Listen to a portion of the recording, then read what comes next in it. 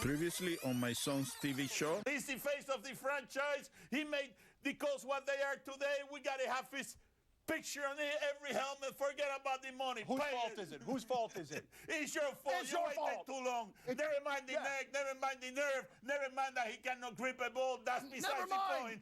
The facts. It's your fault.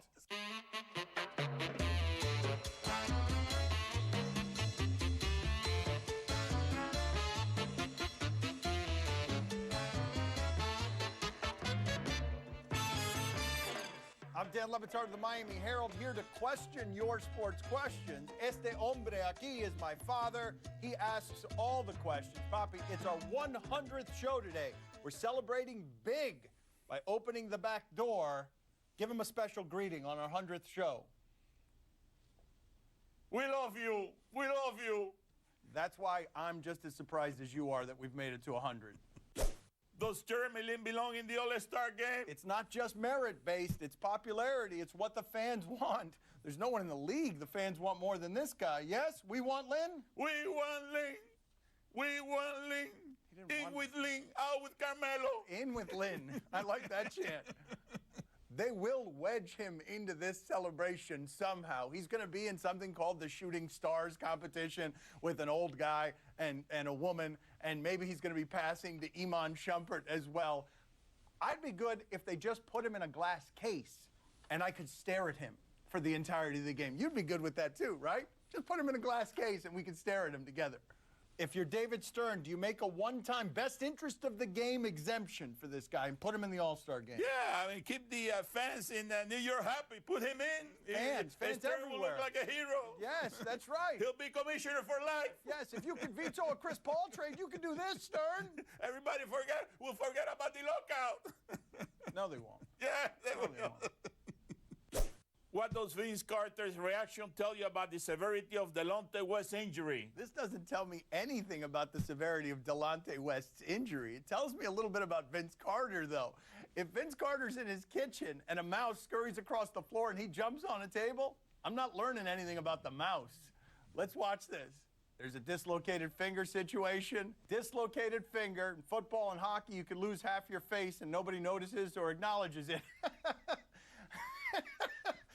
And that's exactly the reaction I expect Vince Carter to have. Well, his bone was sticking out. I mean, isn't Delonte supposed to be reacting like that rather than Carter? It would make more sense. It would make more sense if the guy suffering the pain were reacting that way.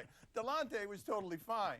Vince Carter, squeamish. Given Vince Carter's injury history, I'm surprised that he didn't go out of the game on behalf of Delonte West. DNP next to Vince Carter, Delonte's finger. Does Peyton Manning having a fourth procedure change anything? Oh, stop it already. My official diagnosis is his neck is messed up. The new Marlins closer, Heath Bell. You like this guy. He's big, he's jolly, he runs out of the bullpen, doesn't have breaks. He also has the most saves in the majors over the past few seasons. Let's learn some more about Heath. Heath, my father has a question for you. Go ahead, Papi. Shoot.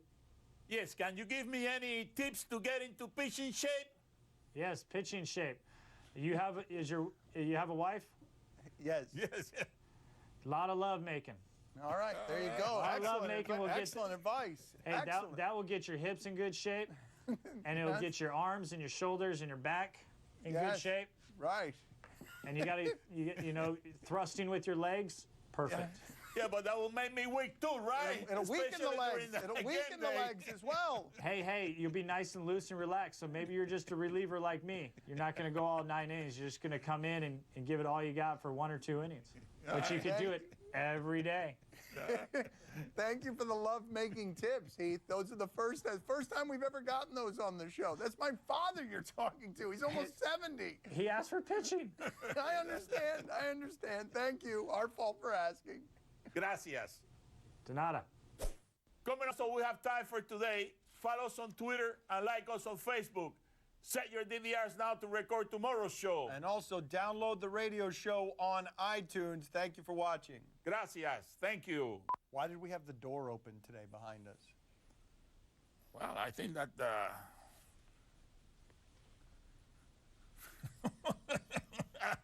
Did I have some black beans for breakfast this morning?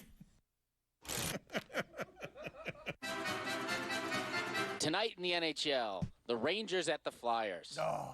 Oh, yeah, because the Flyers in the last game, there was a huge fight all over a brawl all over the place. The coach gets fined $10,000. A trident was thrown. It escalated very quickly. And the Rangers will fight anybody. They'll fight you in the parking lot. They'll fight crossing guards. So the hockey, yeah, because there's stakes, and there's a 1 seed, there's a number 1 seed here, but the fights is what we want. Papi, are you intrigued? No, I'm not intrigued. I'm not intrigued at all.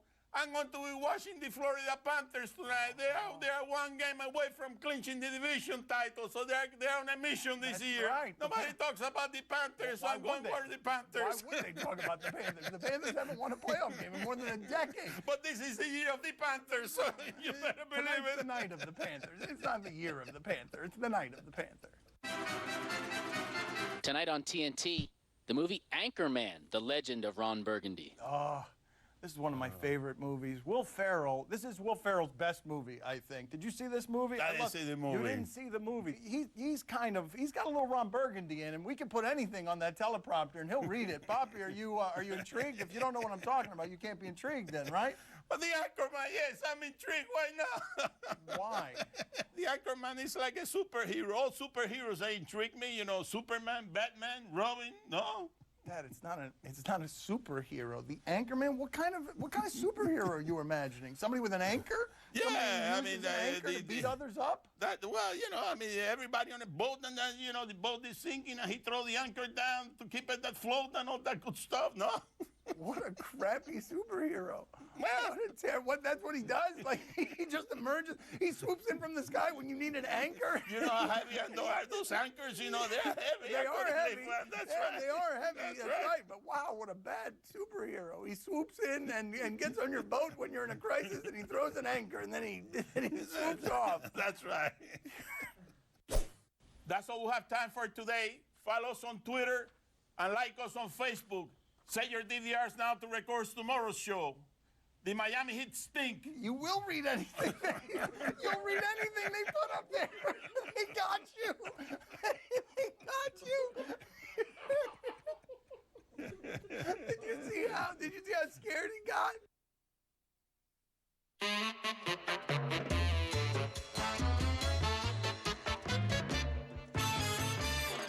I'm Dan Batard of the Miami Herald, and this proud Cuban over here is my father, Gonzalo. Papi, Ozzy had his big press conference today. Are you ready to do this? I'm ready to go. Going to be a lot of Ozzy in the show today.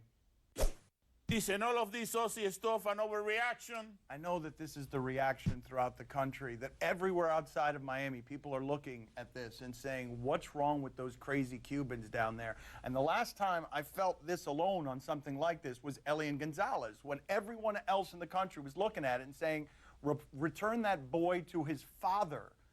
And Ozzy Guillen has now become that kind of polarizing symbol. But you sort of have to understand what it is that Cuban Americans are feeling here. 50 years, Miami's been built, people fleeing this man's tyranny. People have died in the ocean, trying to cross the ocean to get to freedom, to get away from his lack of freedom. You have to see it in your parents' face when they're crying, your grandparents crying, telling you the stories about political prisoners and human rights violations to understand nobody feels this story the way Miami does. We understand that you think we're overreacting, but for 50 years we've been overreacting and nothing's changed over there. So it's frustrating.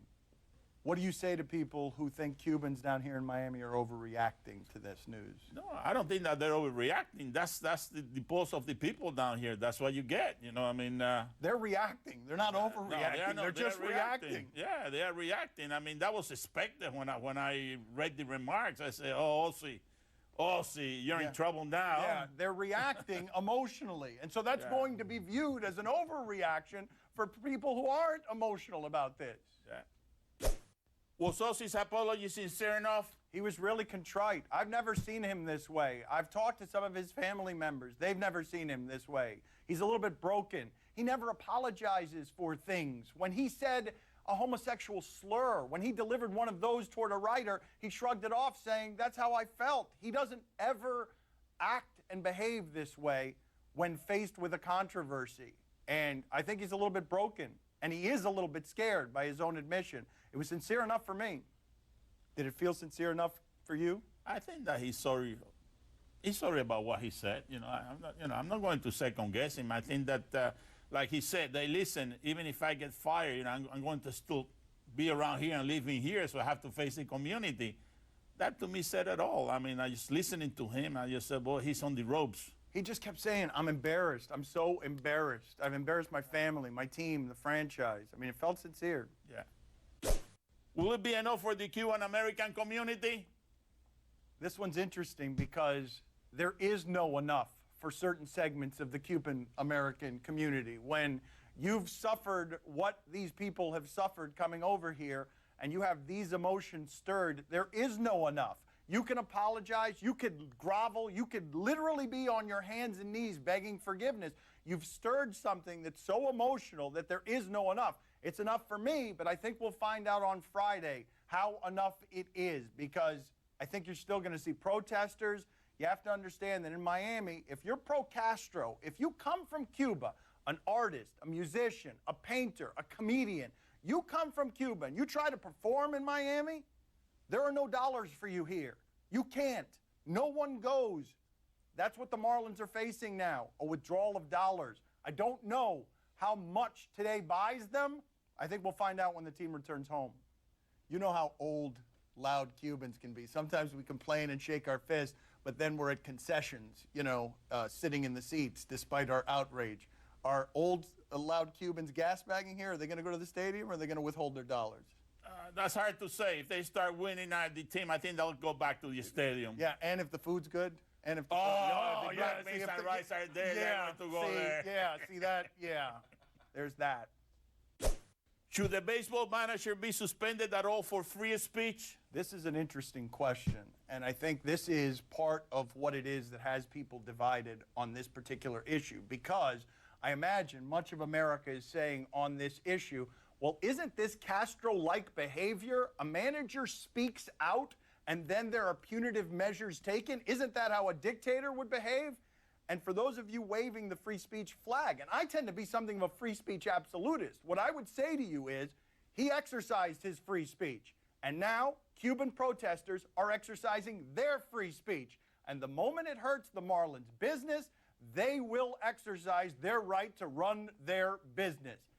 Free speech is about government intervention. He's not going to be jailed. He would be in jail in Cuba for saying something like this, for angering a government or angering a populace.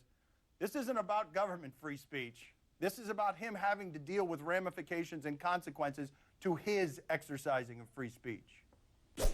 If you are the Marlins organizations, what are you thinking? What do you think they're thinking? Oh, they're saying after all the work that we did, the stadium, the politicians, the crowd, and the big opening day, that we thought that we got to the end of the line, and all of this now, we got to start all over again. They played one home game in the new stadium, and he said the worst possible thing. And now you're the Marlins management, and you're going into a press conference, and your manager is apologizing for saying the worst thing. And you don't understand anything he's saying because he's saying it in a different language. And you warned him about only one thing. You knew you were hiring the colorful, bombastic guy. You warned him about only one thing. Please be careful about how pro-Chavez you are. Wrong dictator. Previously on my son's TV show. Name me one more Grizzly. Mike Gasol. Yeah! You got half a Grizzly! Mike Gasol!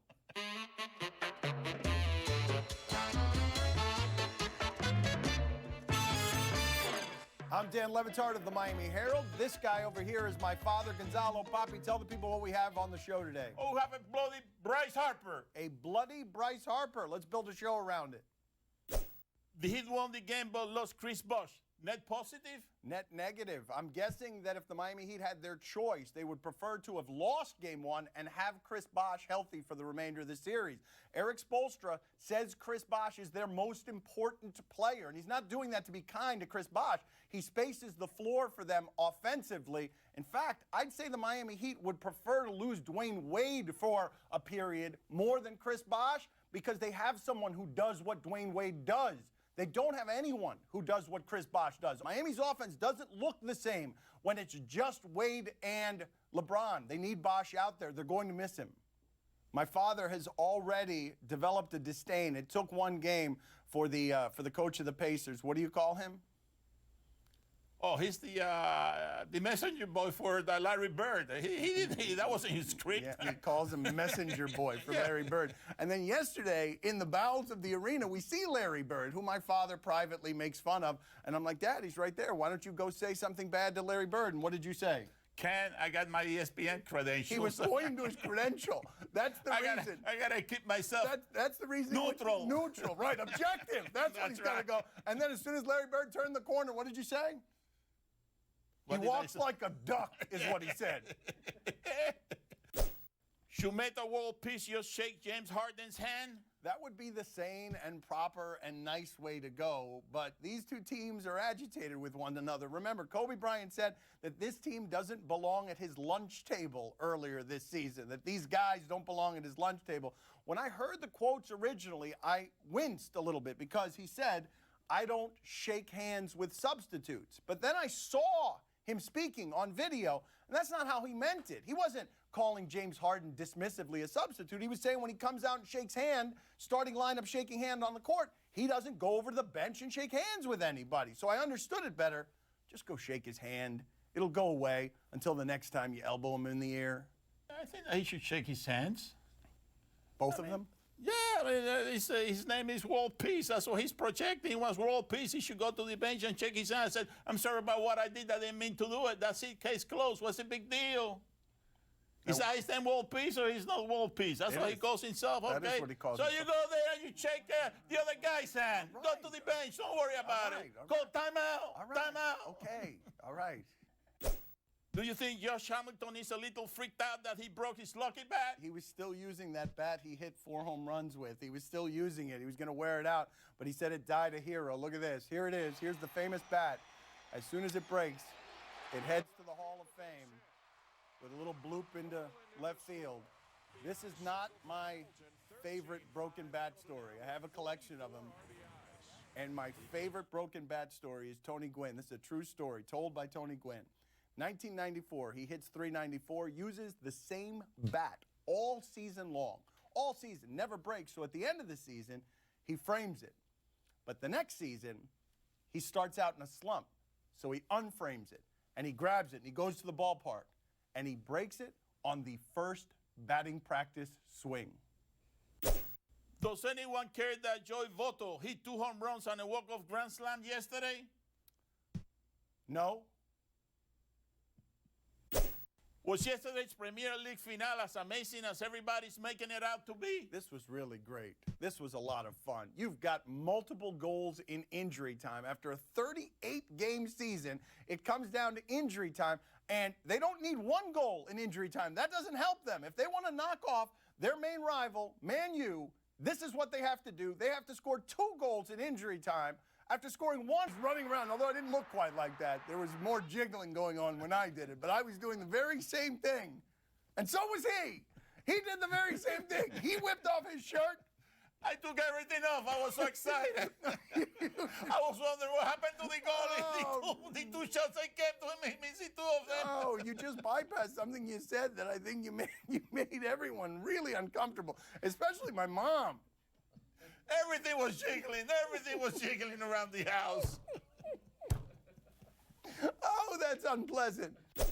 Did Kevin not deserve to be heckled? Yes, he did. He's got an unfortunate name for this because his name is Na, so he hits a ball in the lake. He's exasperated everyone on the course because he takes so much time to hit the ball. He frustrates even himself, but when your name is Na and you hit the ball in the lake and everyone's irritated with you, what are you going to get? Na, na, na, na, na, na, na, na. Hey, hey, hey, goodbye. You're still doing the nas. Anyways, this wouldn't happen if his name was Kevin James or Kevin Jones. This is clearly exasperating to everyone on the golf course. No one, though, is more exasperated than Kevin Na. You could see him yelling at himself. You could see him getting self-conscious about this. And I've got to think that in that moment, there's got to be a certain torture in that moment where he doesn't like golf, doesn't like himself in that moment, and doesn't like golf. That's got to be exasperating. And then on top of that, you hit it in the lake. And then on top of that, you get a terrible cheer. My dad has never picked up a golf club, but he's a bit of a sports psychologist on television. Papi, why don't you go ahead and help Kevin now? What does he need to do? Fix his issues. Now you got to go in there. You got to swing at the ball. You cannot say, I'm going to hit it now. No, maybe later on. I'm going to hit it now. To the right, to the left. You got to go there and take a big whack, and that's it. Don't think about it. Do it. Make a decision. There you go. No more heckling in your future. He has solved your issue. You're fixed now. Should Roger Federer feel honored to receive Will Smith's suit from Men in Black 3? This was just odd. This was not an honor. There's a movie tie-in. Roger Federer wins the Madrid Open. And then, of course, as always happens when anyone wins the Madrid Open, Will Smith is there with a suit in a frame. And here you go. You're Roger Federer, and how are you experiencing this? Why am I a part of your movie promotion? What kind of suit is that? That's just a common, normal suit, like all other suits. What am I going to do with that? That's clumsy. You want me to put that up in my house? I'm not going to put that up in my house. Why would I put that up in my house? Why is this in a frame? Why are you giving me this? Why are you here? This is Madrid. Like, why are you on my court? Like, there's so many questions. That is not an honor. That is an obligation. Because now what happens if Will Smith comes to Federer's house for a dinner party? Hey, where'd you put my suit? Oh, what do you mean? It's in the trunk of my car. I'm never framing that. Well, I mean, he can wear it for a funeral. Right now, where's my suit? I wore it to a funeral. My father has a question for you, Trevor. Go ahead, Papi. Absolutely. How do you romance your wife? What? No, I'm sorry. How'd I met my wife? I met my wife at University of Michigan. He said, how did you romance her? How do you romance her? Sir, that is none of your business. Okay. that is the proper answer. Well, what do you buy here? What do you take her for supper? I mean, for Valentine's Days. I take her to supper, whatever she cooks, and I buy her whatever she puts on her credit card. How about for Mother's Day? So what do you give her for Mother's Day? My father's not asking any more questions. Well, for Mother's Day, she's not my mother. So no. What my kids made like a scavenger hunt that led to bacon in the kitchen. The prize was bacon? Yeah, she was surprised with bacon. They made a banner. They came in our room at like 6 a.m. and put a banner across the TV. Happy Mother's Day. I was like, oh God, I'm so happy because I had no card. Well, Father's Day, they got to get you that Nike code. They got to get you the Nike code. If they can somehow get somebody to get me that code, I will be so grateful. Trevor, thank you for being on with us. Absolutely, man. Gracias. Gracias. De nada. This show is brought to you by AC Pro. Cars AC blowing hot air? Get AC Pro, the 10 minutes cold air solution. You should put some of that in your mouth. So much hot air. Do you question Dan Majerle reaction to snagging a ground rule double? This was so great, Papi. Dan Majerle is off filling a plate with food, and a ground rule double gets hit in the gap, and an exceptionally tan Dan Majerle. I expect Dan Marley's entire life to be something like this. Great things happening around Dan Majerle all the time. Look at this. Look at this, Papi. He's just getting a hot dog or something. He's over by the grill, and he catches the ball. It just ends up in his hand, and he totally sells it. I mean, the reaction is so great. He is so tan. That's not even the most amazing video of Dan Majerle's lifetime. He is a majestic, mythical creature in a suit, wearing dress shoes, broadcasting a game. He throws basketballs in both baskets. Do you guys have that video?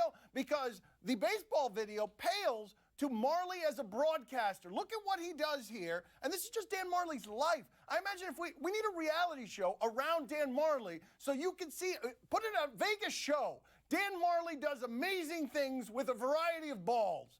Wait a minute. That can't be the name of the show. Do you question the note that John Axford left for the media after finally blowing a save Friday night? The Brewers closer had saved almost 50 straight games, and he blows one, and he thinks that his wife went into labor because of the way that he was struggling. So he had to rush out of the clubhouse, Papi, but he gave the media something that the media needed before going. He left a note.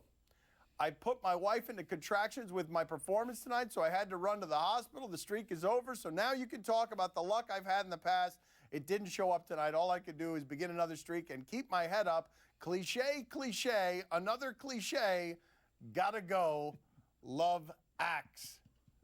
Papi, his wife didn't even have the baby, so now the story changes. See, this happens all the time when you get new details on a story. Now, he was just fleeing tough media questions after he blew a save. Now, Axford is only there for you in good times. In bad times, he flees the premises and leaves a note with a heart where the O should be. You mean he blew a save and he blamed his wife for blowing the save? Oh, look at this now. Other ways to What rip kind of a closer Axford. he is? Oh, He's no closer. He's no closer. He's No, a flunky. he's That's a what he is. flunky after saving 49 straight. Flunky. Boy, that story took a different turn. Poor Bad. Time to play the game that went through a messy divorce and now has nothing. See or no? Nothing? Nothing. On TNT tonight, Game 2, Sixers-Celtics. The Sixers can't do that again, right? They can't do what they did in Game 1 again. Can they? Can they do that again? I'm interested in this. I thought that Philadelphia just blew its chance to make this a legitimate, tense series. They should have won that Game 1. I don't know how they didn't win that Game 1. Well, because they're the Sixers and they're not very good. They're an 8 seed. Papi, are you intrigued? Yes, I'm very intrigued that the Celtics, they won one game and now they are confident Yes. until they come to Miami. So, game. you know, be careful. The game is not yes or no. The game is sí or no. Why did you say yes there? Because he's scared of the Celtics. That's why. Because Bosch is a little bit hurt, and now he's got all rattled, and he's rattled in 2 languages. On NBC Sports Network, Devils-Rangers, Game 1. Oh, I can honestly say I have never, ever in my life been more interested in the start of a Game 1 than I am tonight. Not the whole game, just the puck drop. Because every time these two teams are on the ice together, the puck drops, and then there are explosions all over the ice. Somebody throws a trident. Somebody comes out there with a blowtorch, a machete. These teams fight at the beginning of games. They can't do that tonight, can they? Maybe they will. I don't know. I want to watch. Papi, are you intrigued? See, I'm very intrigued. I want to see who's going to throw the first punch. Is it going to be the Devils or going to be the Rangers? How about the bench? Is the bench going to be part of the beginning of the game? Maybe the coaches?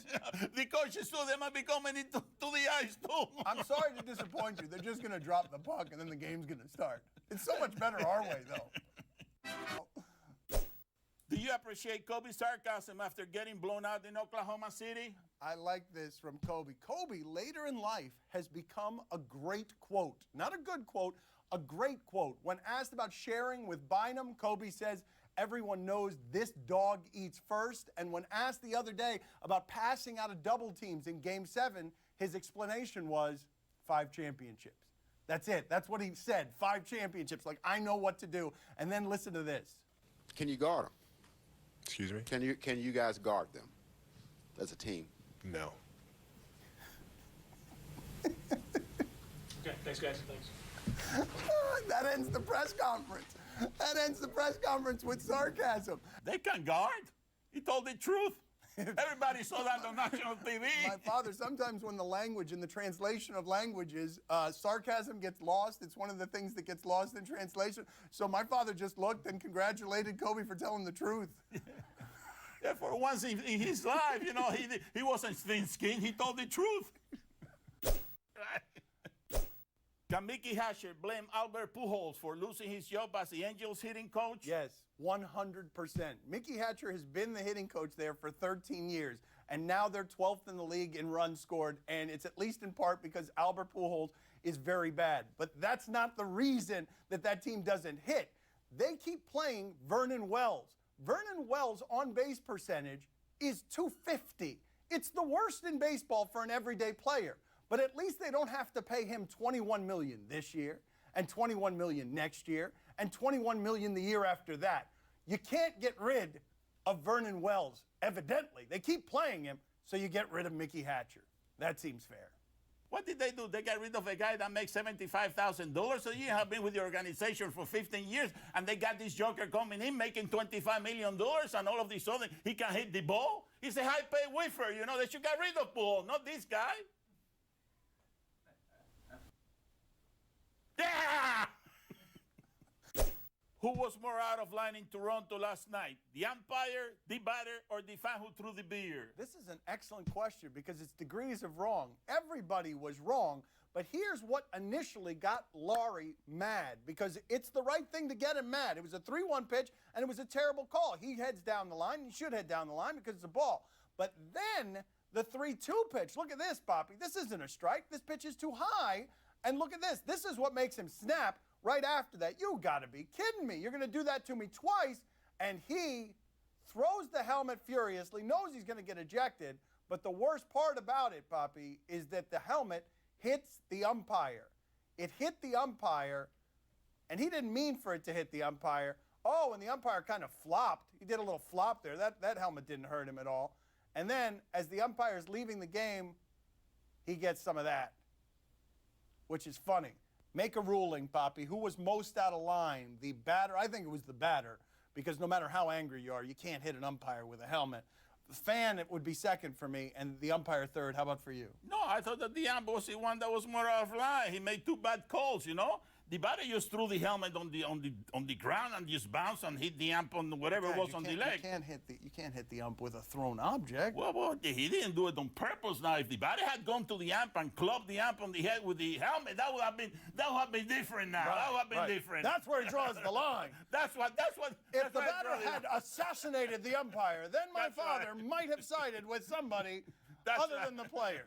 And then the fan was very weak beer. The ump doesn't care about being, washed down on beer. You gotta throw something heavy, like gotta throw a bat or something like that on the ump. What is wrong with my father? Yeah, who cares if he gets hit by a beer? He's going to take a shower anyhow. What do you mean, who cares if he gets hit by a beer? Yeah, I mean, it's not that he's wearing a suit suit to a wedding or something like that, or to a funeral. He's going to take a shower. He's going to take the clothes off and take a shower. He is going to shower, right? That's right. Well, we think he's going to take a shower. Yeah, probably. Today is Mac Modano on behalf of Phillips Norelco. No American-born player has ever scored more goals than this guy, 561, and now he's in our fake kitchen. Let's talk to Mike. What is the moment that made Mike Modano happiest in hockey? The single moment that you view as the most blissful moment the sport gave you? Well, I think watching that puck go in when Brett Hall scored in '99, I think that was the ultimate prize. I think that was a total sense of relief. I think when there's a lot of pressure on a guy coming in to elevate your team and to be successful in the playoffs and to finally give that back to the team and kind of win a championship for your organization that you started with and ended your career almost with, without a doubt, '99 was one of those magical years. We ran the board, we cruised through playoffs, and we had a great ending to it. So we that year is certainly, having that one championship, you felt very content at that moment. Describe a Stanley Cup celebration to an outsider. I think you don't share a lot of those stories with the general public or friends. That's very much in-house, and we did have some of the better parties that any of those Cup guys that travel around with the Cup, they kind of remember the ones that we had in '99, and rightfully so. We had some good guys that they knew how to party when they had to. Come on, Modano, give me a little more details. Come on, that's good stuff. That's the highlight of your career. You just said it's the best moment you've ever known. Come on, give me some of the hangover.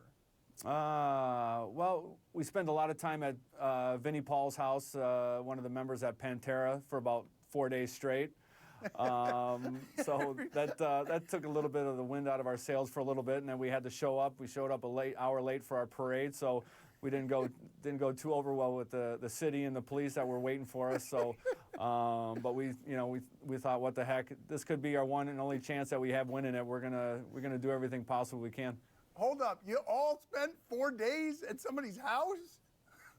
We'd go home to shower and we'd come back and we'd have to reload the fridge and the coolers for sure. So hold on a second. Then you were an hour late for the parade? Like, what? Why were you an hour late for the parade? Because it's hard to get that many drunk people into a car someplace on time? It was tough getting all cars and anybody who could drive sober and get everybody to the city. So we had about 15 to 20 limos taking everybody down, and finally got down there. So we were, Tom Hicks wasn't very happy with us. Where was the cup those 4 days? Was it somewhere, like, was it right there? Would you guys not want to leave it? Well, it was kind of a rare thing. It was in Dallas for about 2 weeks right after the final. So we spent every minute we could with it because we knew that we were going to have it until later in the summer when everybody has their 24 hours with the cup. So we milked it as much as we could, and then the cup just stayed in the living room and then back out in the pool, and so it didn't leave our sight for that long. Give me the list of things that you personally consumed from that cup. Give me the list of things. Was there anything other than beer? I think there was some, obviously some champagne, some Zambuca, spaghetti bolognese. We had some, you name it. Hold on. Somebody just dumped a bunch of spaghetti in there? You guys just put it in the middle of a table? And well, we cleaned it out after the Zambuca was in there. We kind of gave it a good cleaning so that, wouldn't mix in with that meat sauce. So there is a table. You guys are all lined up at a table, and in the middle of it, there is a Stanley Cup filled with spaghetti and a bunch of drunk guys eating dinner spaghetti. Look at you. Everybody had a nice big fork, and it was just hanging over the cup, and it holds a lot of spaghetti, believe it or not. Yeah, I imagine so. I imagine that it would. What is the worst hockey's ever made you feel? I think retiring. I think that was the hardest thing. I think just kind of letting go of something that you love and that you've grown up with and you've been a part of your career and your life, for 35, 36 years. It was very difficult, much harder than I thought it would be. I tried to play as long as I could, just so emotionally and mentally I was drained of the game and physically that I could walk away. But still, you have those moments that you're, sitting at home watching games and playoffs that you wish. You're kind of, part of you thinks that you made that decision, but part of you still misses it. What is a moment that you look at and say to yourself, well, that was really rough, the transition from being Mike Modano's star hockey player to being former hockey player? I think probably the first couple months after I announced my retirement, I was really kind of wondering what was going to happen, what's the next chapter in my life. I kind of wanted some answers now, and that's kind of how we are. We want to know what I'm doing. I wanted to know what I'm doing at that moment from now until, for 10, 12 years down the road, but it didn't work out that way. So there was a little bit of moments where I was kind of freaking out what I was going to do and what my life plans were in front of me, but I think after a while, I was able to travel a little bit more, play a lot of golf, spend some time with some friends that I don't usually see, spend some the holidays with my family that I don't get a chance to do. So there's some good things. After a while, the nervousness and the anxiety of retiring kind of wore off. My father has a question for you. Go ahead, Dad. Mike, how many fake teeth do you have? How many fake teeth do you have? I got zero. Zero? We don't believe that. That's not the truth. You're lying to us. I'll fax my dental records to you. That is not the truth. You're lying. You've got a mouth full of fake teeth. Tell us the truth. How could you lie to us like that? This is my father. This is my father. You gotta wear a mouth guard. Well, they say that the more fake teeth you have, the better hockey player you are. Well, that could go both ways. Maybe you're, not smart and you're going to tough areas where you're going to get stuck in the face with a stick. But I sent other guys in there to do that. Then I kind of waited for them to come out. Get out of here. Good talking to you, Modano. Good talking to you guys. Thanks. Gracias. Do you question whether Shaq cheated in his shirtless competition with Charles Barkley? I am not in a position to judge here because on last year's finals, I lost a Speedo bet with Charles Barkley that I still haven't paid. I will pay it. I intend to pay it, much to the mortification of everyone who loves me. But Charles hasn't been in Miami yet, so let's see this. I applaud Charles for his bravery. Taking off his shirt on national television. Kevin Smith, Penny Smith is the hype man.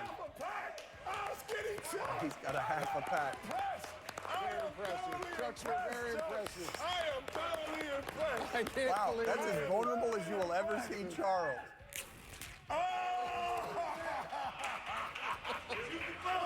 What is that? Is that cheating? Did he powder his abs? He used makeup. Sure. Chuck, Wait a minute, I'm going to do that. I'm going to do that in my Speedo competition. He did cheat. He course cheated he did. wonderfully, though. He just gave me a great idea. I'm going to do that in my Speedo bet and fool no one. Previously on my son's TV show. Yeah, if you wanted to be in a beauty pageant, I would have put you in a beauty pageant. You would have been there. You would have held my hand. You would have put a tiara on me. Well, you wouldn't have won anything, but at least you have been that's part true, of I the wouldn't beauty have. pageant.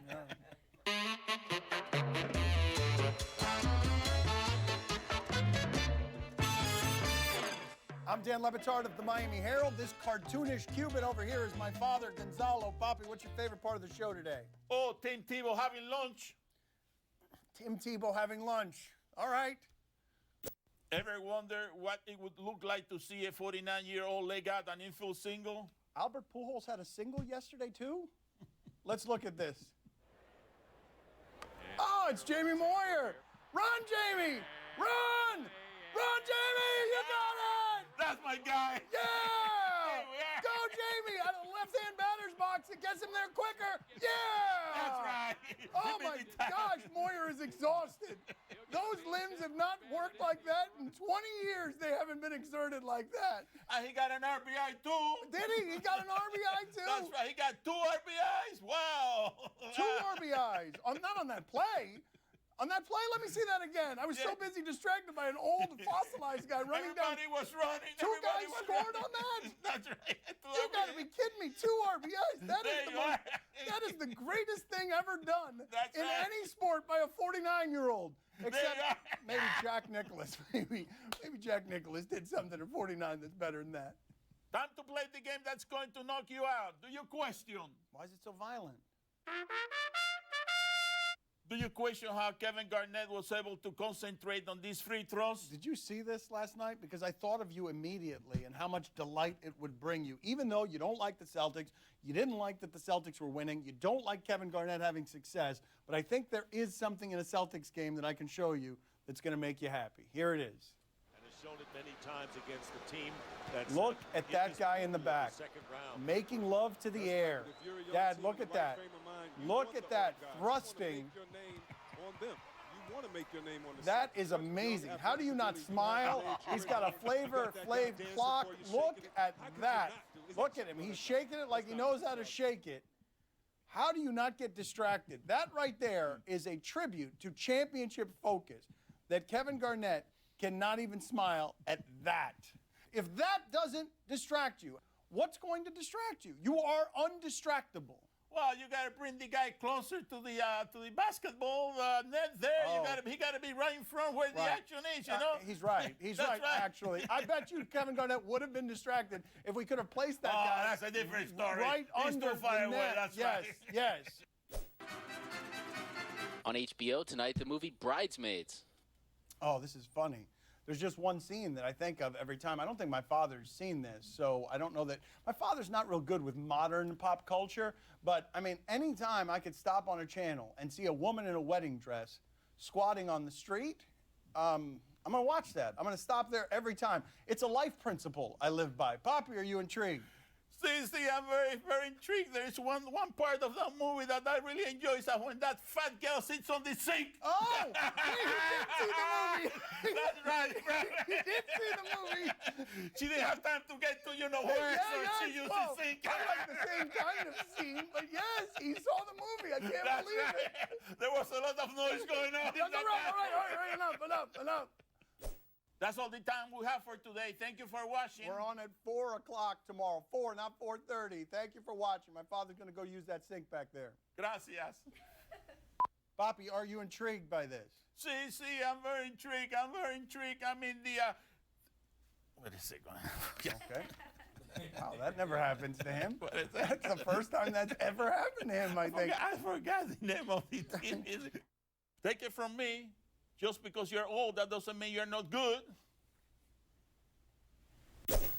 Is it wise for Jonathan Vilma to take on Fidel Godell? It says Roger there, Papi. I see that it says Roger there. It doesn't say Fidel. Please, please tell me Jonathan Vilma is going to win this lawsuit. That would be great if Jonathan Vilma won this. And it's great that he's doing it because Roger Goodell hasn't provided anything in the way of proof, and this forces him to provide something in the way of proof. And if you're going to lose a year of your career in that sport, when the lifespans are that short in that career, I'd want proof if you were going to do this to my name. So I'm Jonathan Vilma, and I go for my appeal. And this is part of why Vilma's frustrated, because it makes no sense that the appeal would go straight to the person who made the verdict in the first place. So I'm Jonathan Vilma, and I've got my appeal right here, and I put it in front of Roger Goodell, and your reaction is?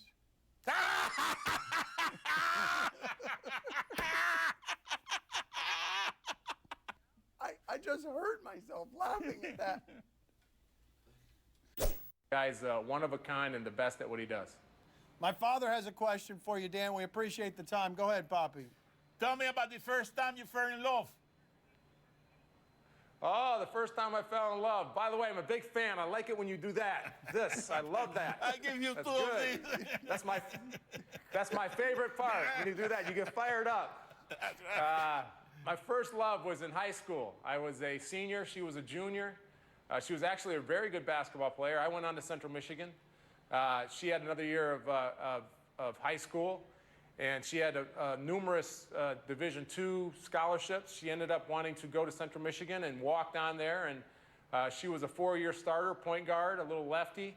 So I spent most of my college years dating her, and we worked out together and trained together, and a great person. She was good. Good. Dan, thank you for the time. We enjoyed that. Guys, thanks a lot. Gracias.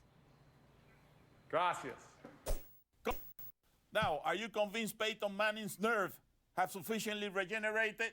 This question can't be answered now. It's not possible to answer this question now. You can show me video, as I'm sure you will, of him throwing tight spirals and looking great, but I've seen Jamarcus Russell do this. I've got to see this in a game. In shorts? With no pads on his shoulders? I don't know if he's good based on this. I've got to see it in a game. You've studied the tape. What did you learn from the video? Oh, he can grip the ball. He got a good movement from right to left. He goes around in circles, and he looks good with his helmet on. You know. And yeah, those are all that we just saw proof of all of those things. He's tall. He's quick. He's quick on his feet yeah, too. He's on his toes. His toes look good. Especially when there's nobody in front of him. Right, that helps. That's very good. Yes. And he looks like he's on fire. You know. I don't know what that is. I think he meant on fire as in he's going very well, not that he's actually on fire, although I suppose the way he did it, it's both. Making his way into the kitchen is IndyCar driver Dario Franchitti. Two-time Indy 500 winner and married to Ashley Judd as well. Let's get to know him a little bit. It's got to be weird, right? You're the only race car driver who's got a wife more famous than he is, correct? Are you the only one? I'm trying to think. Probably. Yeah. How'd you meet? Let's start there. We met at a wedding. We were kind of set up on a blind date at a wedding. Yeah. So, yeah, we met at a wedding. Did you know who she was? No idea.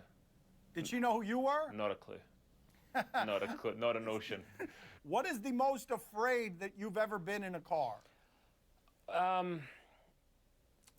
In 2007, I got up in the air on a super speedway, and I was about 30 feet in the air, and the car was spinning round in the air, and I was pretty scared. I mean, golly, that's... Yeah, we were doing about 215 at the time, and I thought it was bad. I was very lucky to get away with it. Do you have the thought, well, this is it? I'm not gonna, how am I gonna survive spinning at 200 miles an hour in the air? I did, yeah. I thought, oh dear, this might be it. And so when Dan Weldon passes away, do you question what you do for a living?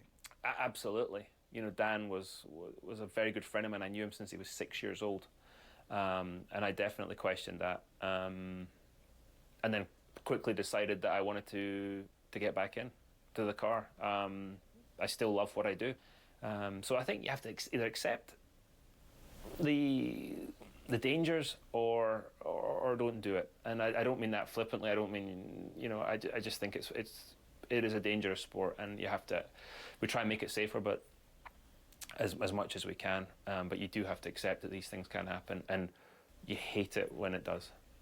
What are the number of times that you've gotten out of a ticket in public because the police officer either knows you by face or sees your driver's license?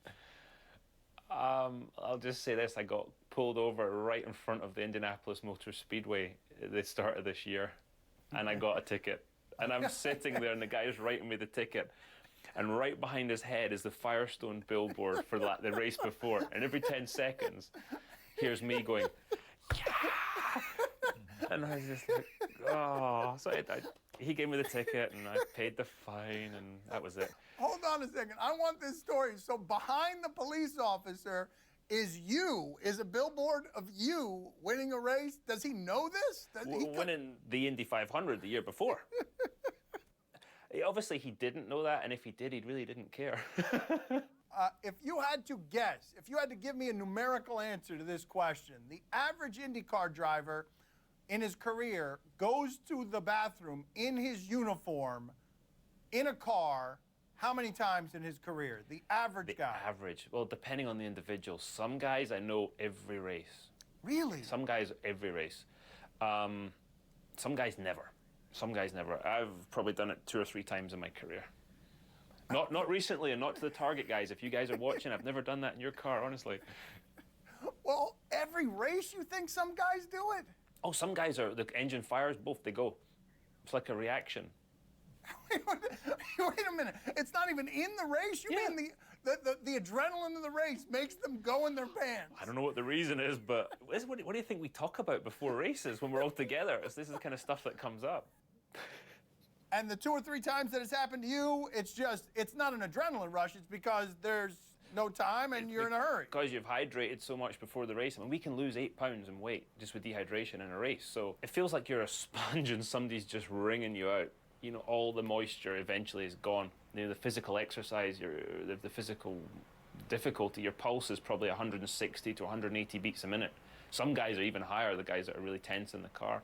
You know, you're fighting those G-forces all the time. Every time you press the brake pedal on like a road and street course, you're putting the same force as you would pushing 200 pounds of weight on a machine. Every single time you press the brake pedal. Hold on a second. So you're saying that your heart rate can get up to a place, I mean, that's sprinter's type heart rate. If you're getting between 160 and 180, you're saying that the physical exertion of moving your car is like sprinting. Yeah. I mean, some guys are over 180 a lot of the time just with the tension. I'm more of a sort of a 150 to 170 in a race situation. But, you know, under those G-forces, you can't breathe when you're above a certain amount of G-force. You know, we'll pull 4 Gs in a corner. Your head weighs, what, 8 pounds? The helmet's another 6.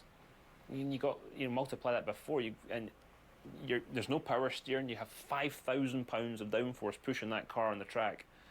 And it's the most difficult thing I've ever done, is just driving an Indy car flat out for 2 hours. Can you describe for us the physically worst you've ever felt because of conditions, what the heat is, just the variables involved with making you, the place you felt the physically worst? The physically worst I've ever been, it was probably, I would say, a couple of 3 years ago at Mid-Ohio.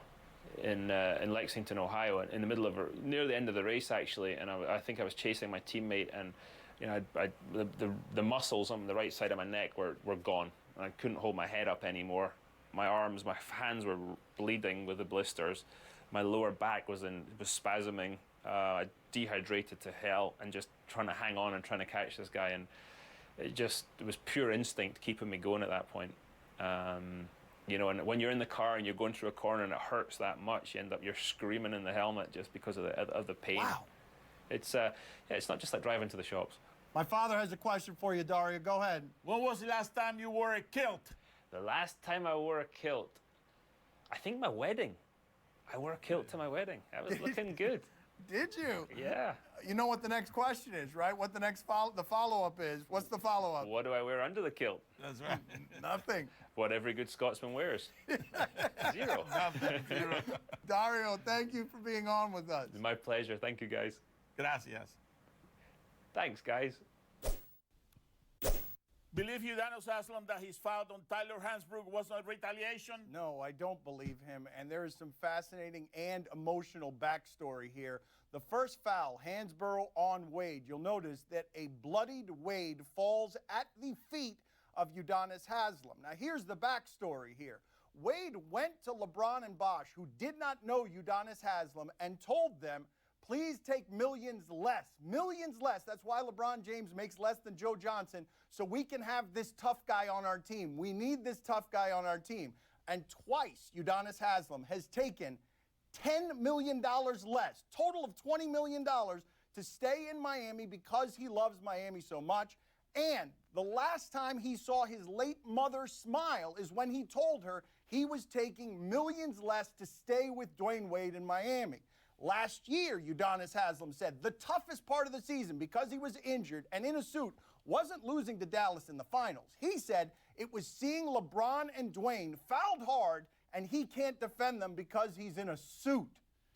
They show up at the wake for his mother in a really tough neighborhood, Pat Riley in tow, and it's as emotional as you will ever see Udonis Haslem because he views this team as his family, Was that on purpose? Yeah, you bet your that was on purpose. Can Meta World Peace get away with calling his head coach a fat blank?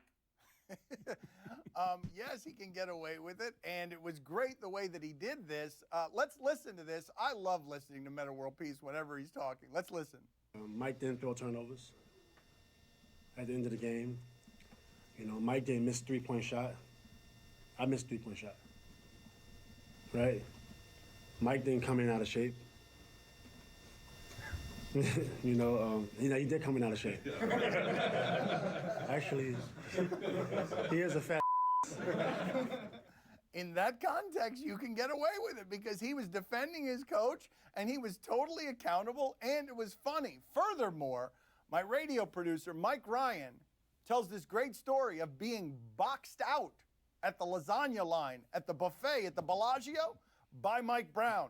And he says that if his team boxed out the way Mike Brown did around the lasagna, that team would still be playing. On NBC Sports Network, Devils-Rangers Game 5. You thought Pacers Heat was rough.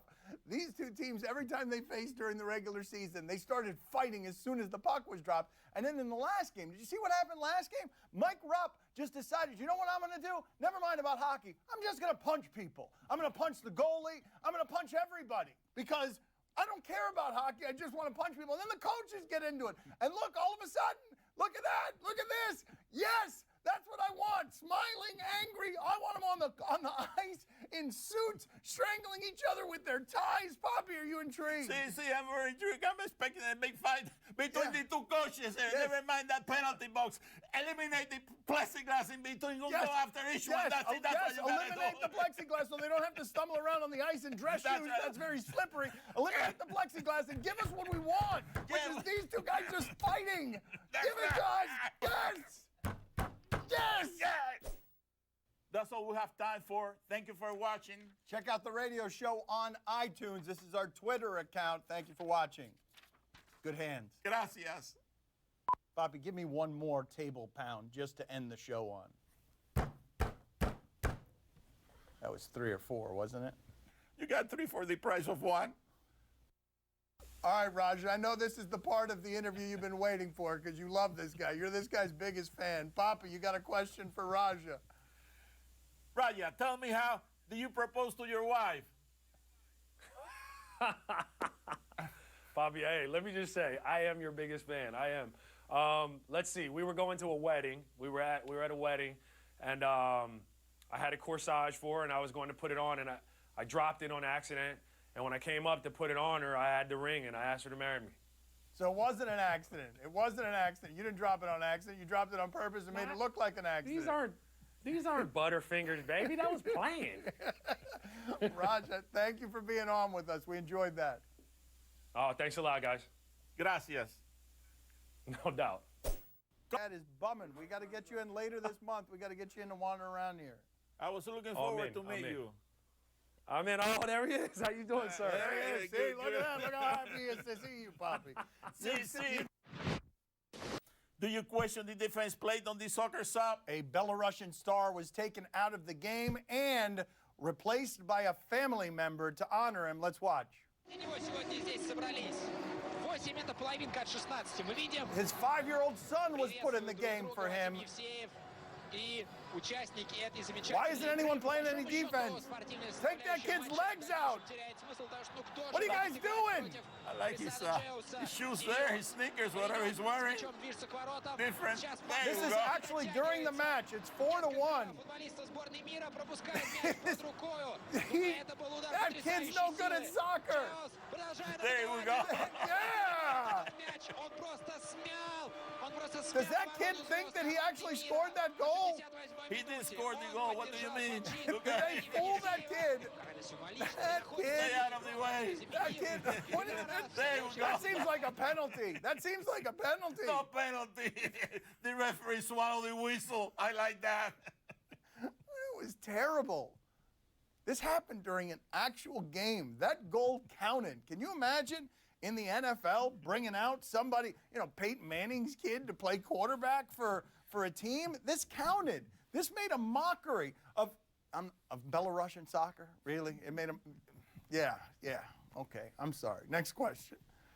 Do you question if this truck driver took this turn too quickly? Oh, no. What happens here? What? No. This is going to be great. Let me see. Oh, here we go. Another one of these dash cam videos. Careful here, sir. Careful. I mean, why am I saying this to a tape thing? What's going to happen is going to happen, whether I'm saying careful or not. Oh, here we go. No! No! No! No!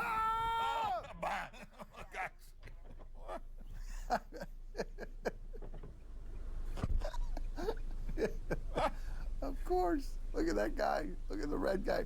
Hey, guy with your hands on your head. You got lucky there. You got nothing to complain about.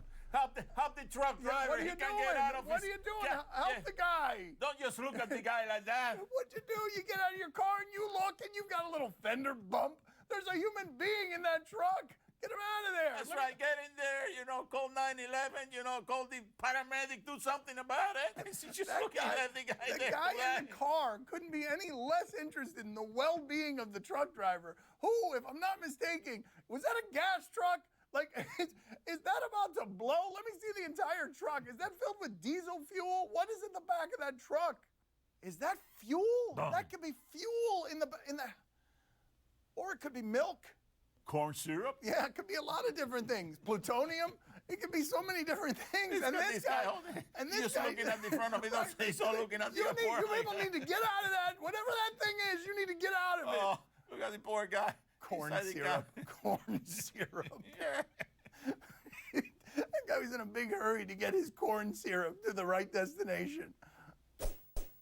Time to play the game that always keeps it 100.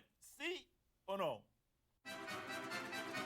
Tonight on ESPN, Heat Pacers Game 6. Oh, we've got escalation. We've got players bleeding in the last game, and Larry Bird's still saying that his team's soft, and now Eric Spoelstra is saying he's got video evidence. He's got proof of 12 headshots, uncalled headshots in this series on LeBron and Wade. Papi, are you intrigued tonight? See, I'm very intrigued. You know that the NBA wants to see a Game 7. It's good for the NBA, so the Pacers are going to get all the calls tonight. Forget about the headshots to the head. Forget about the blood. Forget about all that. They want a Game 7. I can see Stern sitting there, just rubbing his hands, say, yeah, I want to see Game 7. Rubbing his hands? Yeah. Wow. Yeah. That was a sinister laugh he just did. Yeah. Tonight in Chicago, Twins at White Sox. Oof, no. Philip Humber, you remember him? He threw a perfect game, one of only 21 in history. And since then, he's been awful, like he was before that. Inexplicably awful. Actually, what's inexplicable is that he was perfect, not that he's awful. But if you're going to watch tonight, the reason you'd watch Snoop Dogg throwing out the first pitch. Papi, are you intrigued? See, I'm very, very intrigued. I don't care about the baseball game. I want to watch a Snoop Dogg. I want to see him going for the dog to the wow. Yeah, I win the bet. I win the bet. Not even close by my father. Didn't get any of them. It is my dog. And gave you dog to the wow. Dog to the wow. He wrote it down, and it was useless. Dad, wow. it rhymes. The bow to the wow. Bow to the wow. Bow to the wow. All right, wait a second. I got to brush up on all these bow to the wow. It is my dog, okay? If you were the Giants, would you give Barry Bonds a job? He was at the game yesterday. He's not even saying he's retired. He wants a job with the team. He's got knowledge and advice to give, but they evidently don't want him anywhere around a clubhouse that he has polluted before. And here's one of the reasons. One of my favorite Barry Bonds stories is sitting in a clubhouse with him and asking him if some stories about him were true. And one of the stories I asked him about, is it true you arrived at spring training one year, a bunch of new teammates, and started walking around the clubhouse pointing at pitchers? I've gone deep on you. I've hit a bomb off you. I've hit one off you. And he said, man, that's not true. That's not true. And then he stood up and said, but I have hit one off every mother bleeper in here. Vince, I don't understand. I love doing interviews, and I don't understand how it is that you wouldn't allow me to crack you open until we talked about the telemarketer thing. I'm totally cracked. I was cracked at the beginning. You had me at hello. Don't get me wrong. But you happen to hit on an exciting subject. But how could that be? I have talked to you about so many interesting things, or things I find interesting, and the thing that you show the most joy on is telemarketing as a 17-year-old, and the That's Asian woman who would come and bring soup and the chalkboard. How can that be? What did you just do to me? I just was sharing. I was opening up my heart to you, pal. My father has a question for you, Vince. Go ahead, Papi. How you doing, Papi? Good. This is a tough one for you. Hang in there tough now. I'm ready to hang in there, baby. All right, tell me about the first time you fell in love. The first time I fell in love. Boy, the first time I fell in love, I think, I don't remember must have been maybe 5 or 6. How about you, Papi? Papi, when was the first time you fell in love? I fell in love in high school. Yes? I was about 14 years old. Oh, that's before Mom. That's before Mom. Yeah. That's before Mom. But that was only the training wheels for Mom, right? That wasn't the right one. We had to get her out of the way, Papi, for Mom to come into the picture. You grew and you learned from her, but Mom was the one that was meant to come and embrace you. That's right. And Dan, that's why we have you. And that's a celebration. This isn't working. You're questioning me. I'm supposed to be questioning you. You're a tricky one. No, I'm not. No, I'm not. No, I'm not. This is turning into a conversation, gentlemen. There's no rules here. We're enjoying our time together. Vince, thank you for being on with us. Hey, Dan, thanks for having me. I appreciate it. And Papi, nice talking to you. Gracias, Vince. De nada, sir. Today on my son's TV show, Papa didn't look too good last night. Well, what happened there? Everything's too tight. Oh! Ah!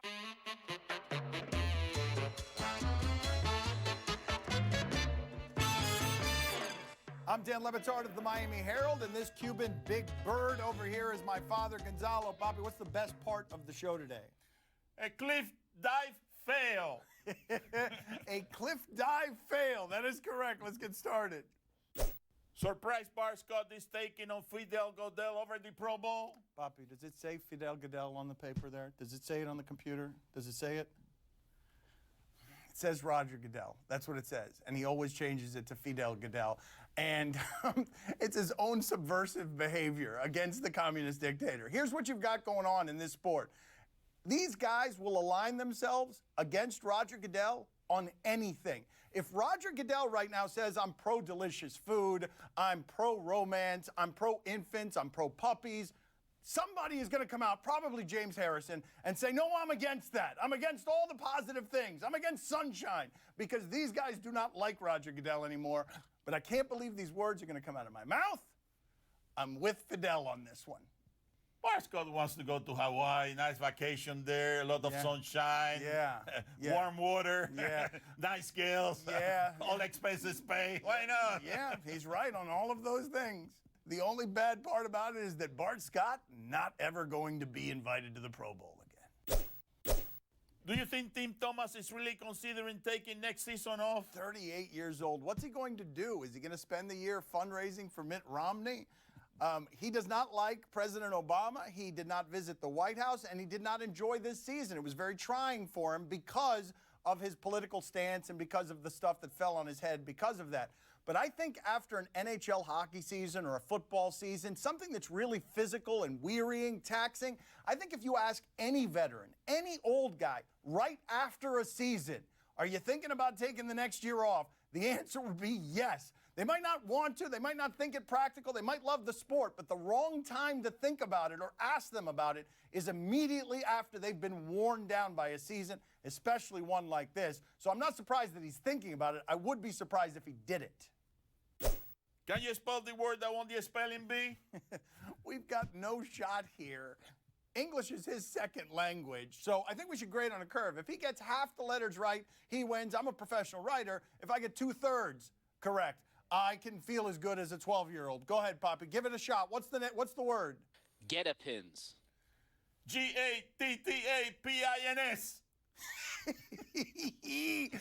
Oh, I think no. I'm hot now. You're not hot. You didn't even come close. There's no way.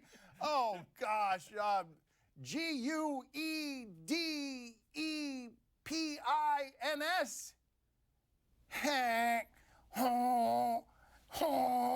We stink.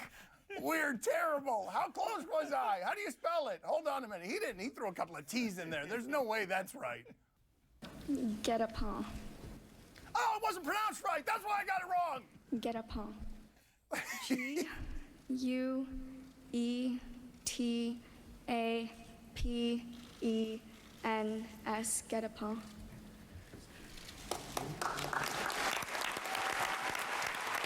I was close. I don't know about you, but I was close. Dad, you weren't close, Dad. You weren't close. Well, I got 2 out of about 15. That's close for me. You got the first letter, and there was a T in there. Who wins there? He put 2 T's in there. I don't think I put any in there. There was 1 T in there. I like T's. How often would your mom remind you that she went 50 and 50 in a game once? She never reminded me. She just had it on the plaque. And it was very visible in the house, the small apartment that we had. So she had it on a plaque, 50 and 50. I still don't believe it. Now, how many jobs was she working when you were growing up? 3. She worked 3. She never once. I've never seen her in a situation where she was down, where she was upset, where she let the weight of the world just collapse on her. It always. I didn't really understand it for a long time. I didn't get it. I mean, everything just seemed perfect. But that's the biggest thing I took from her is her work and the fact that she doesn't complain and she just keeps doing it. She gets up and does it again and the next day and the next day. Wes, that had to be amazing for you, though, to be able to repay that investment. The emotion involved with what Mom is now witnessing, where you're in the pros and you could take care of things. What one moment would you point to and say that you were proudest of yourself because you could repay some of the investment that she made in you? Man, when Portland sent me the offer sheet and with the signing bonus, the first thing that went through my mind was, Mom, you can be retired. You're retired now. And I can finally try to start to repay you back for everything that you did and the rest of my family. We were all, this last season, we were all at my house in Portland, and it was cool because everybody used to stay at my mom's house. The whole family would come over and we would talk and chill and have fun, and now it's reversed. Now everybody's at my place. And I just looked at my mom. I was like, was this the plan the whole time? And the rest of my family looks at her and she's like, yeah, it was. What was that conversation like? Because sometimes the parents will fight you on retiring them because they're proud. What was that conversation like? It was a short one. I don't even think she said anything. I think it was just a hug. And that's it? That's it? She didn't have to work anymore after that? No, she didn't. She works for me. She stays busy, but she was always going to be like that. I think that's the best way to keep her out of the stores. I think you just made my father cry. Did you make my father cry? No, Were you... I wasn't crying. There were tissues. There were tissues wiping at your eyes. No? No, I wasn't crying. It was my glasses. I think he might be lying, Wes. All right, hold on just a second. Let me regather myself here. So if I said to you, Wes Matthews had to overcome some difficult things in his upbringing, what does that bring to your mind? What do you think of when I say that? The single parent, no father figure, but your father being in a big light, especially in Madison, going to school there, being a pro. I think that was the biggest thing, and wanting to be better than my family, not wanting to be in the shadow of my family. Were you mad at your father for not being around, for playing in Europe, for being on Magic Johnson's teams, for not being in your life after the age of 3, really? I was a little hurt, by like any kid, like anybody would be. Didn't understand it, was confused, and then as I got a little bit older, I started wondering, how good could I have been if he was around, if he was pushing me? You see the He Got Game with Denzel and Ray Allen. We had all the makings of that. So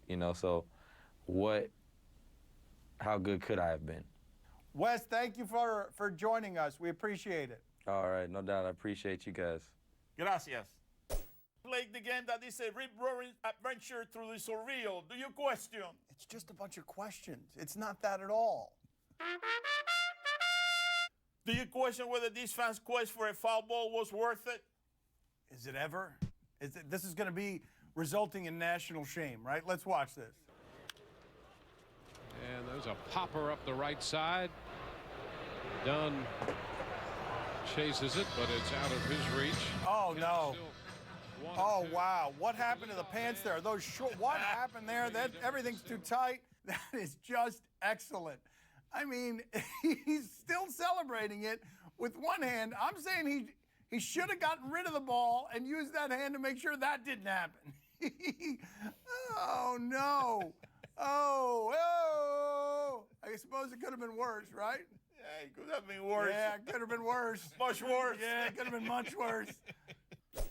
Do you question how this cliff jumper wasn't seriously injured? How great is this video going to be? I mean, this is going to be so great. I don't have any idea. Let's watch this together. Enjoy it together. My father and I at some point will probably scream, oh, no. Oh, no. No! Ah! No, you idiot! Oh, no! Gosh! Gosh!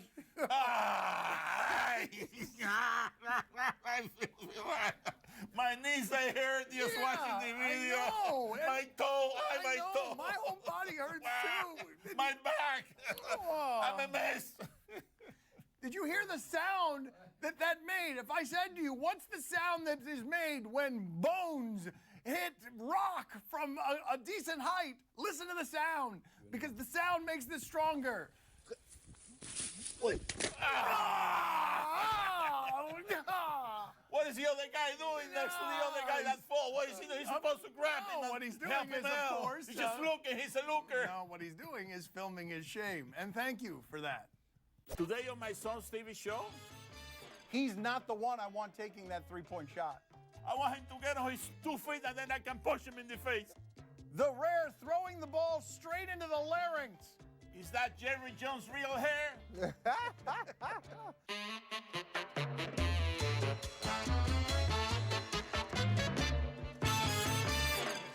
I'm Dan Lebatard of the Miami Herald, and this tub of Gatorade over here is my father, Gonzalo. Papi, what are we talking about on the show today? I hate the referees. Yeah, that's what we're talking about on the show today. Did the ref do a little too much last night? This guy thinks so, and I understand this complaint. It's a more and more common one. The officiating has been pretty brutal throughout these playoffs, but I feel bad for these referees. This job is harder than it has ever been. These guys are bigger, stronger, and faster than they've ever been. You've got guys all over the place flopping more than they ever have, and on top of that, we've got every camera angle in super slow motion. That's not how they're seeing the game. The game is moving much faster for them than us when we're watching it afterward, and we can see, oh, look, Battier may have flopped a little bit here. Oh, Petrus was grabbing the front. You got 3 guys watching 10 very big, fast, physical guys, and the job is really hard. Don't apologize for the ref. He's been complaining for 2 games. I had to finally tell him yesterday. Dad, no more. Not one more complaint about the refs. He was doing it every possession. They're not doing their job. You were doing it for him. If you were doing their job, it would be 60 free throws to 10 in favor of the Heat. What did the Celtics, why did they win last night? What? Because Wade missed a shot at the end? No, because LeBron was on the bench. Okay, but LeBron could have been on the bench and Wade could have made the shot. They would have won. Yeah, but they didn't, so that was the reason. That was the difference in the game. I love when we take these minuscule things and make them the difference in the game. A missed free throw here. I wish Wade had made the shot just so I could say the difference in the game was that Boston made a basket in its own basket, and that was the difference in the game. Well, but it didn't happen like that. He was on the bench and Bosch was out. That's what happened. That was the game right there.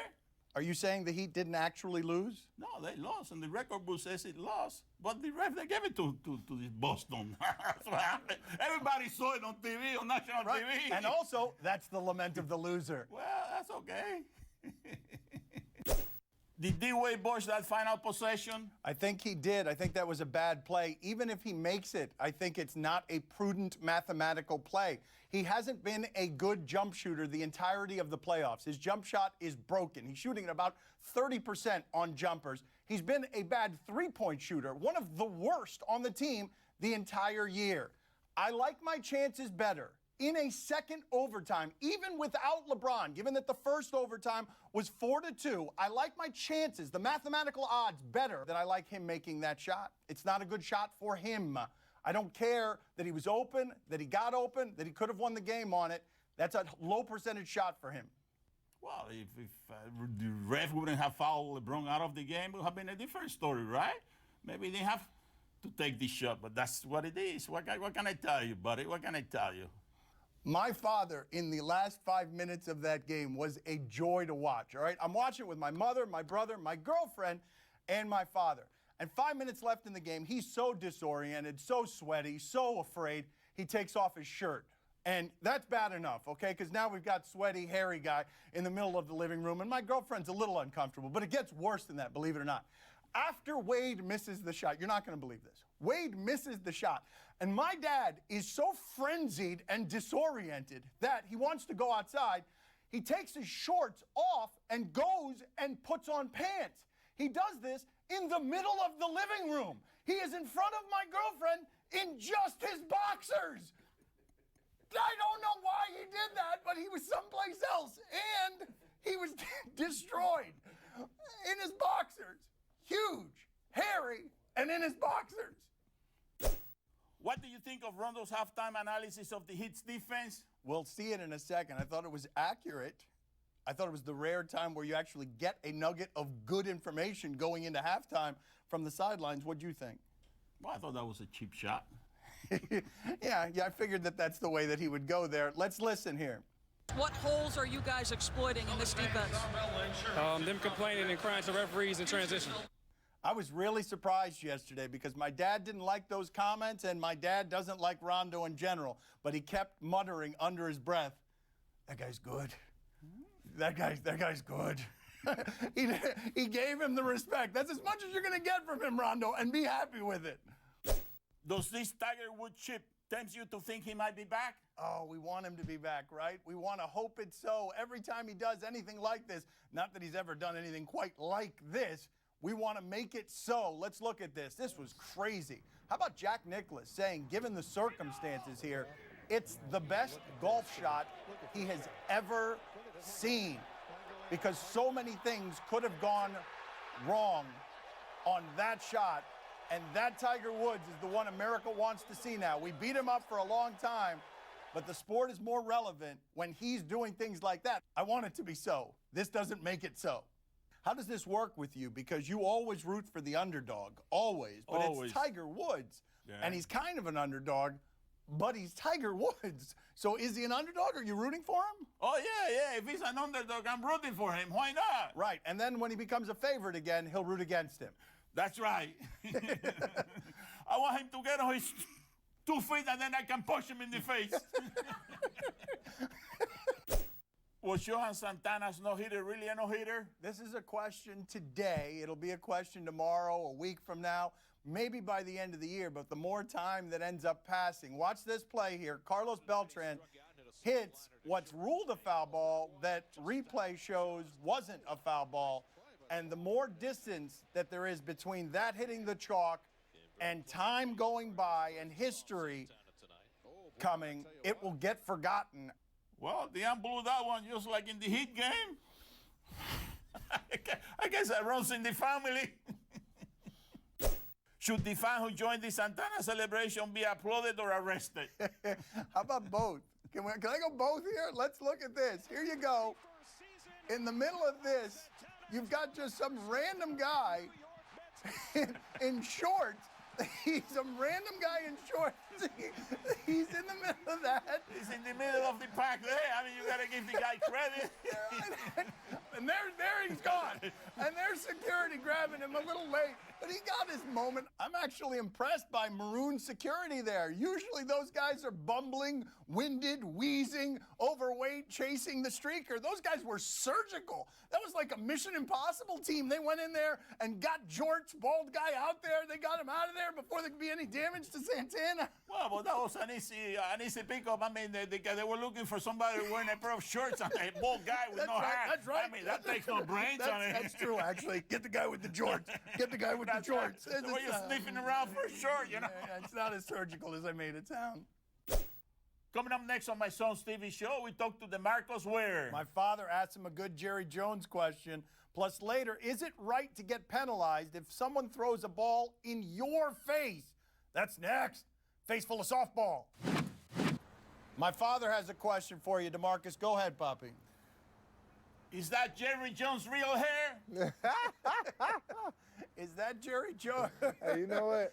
I don't know, but it just depends.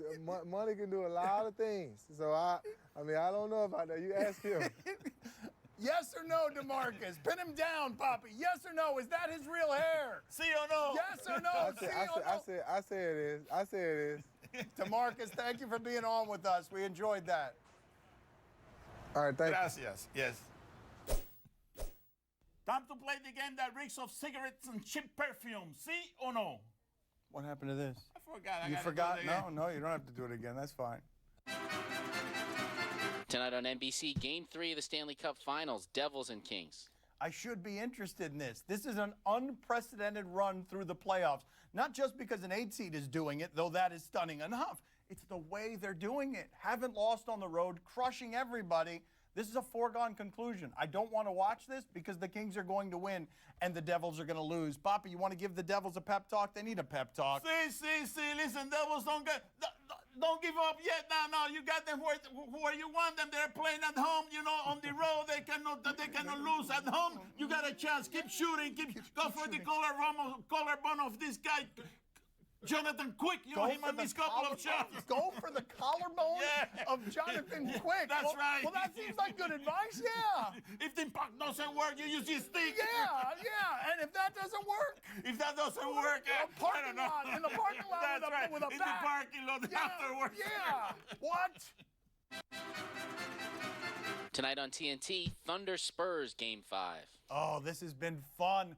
The analysis has gone the way that I told you it was going to go. First 2 games, the Spurs experienced. The Thunder immature. Last 2 games, the Spurs experience is now old, and the Thunder are growing up.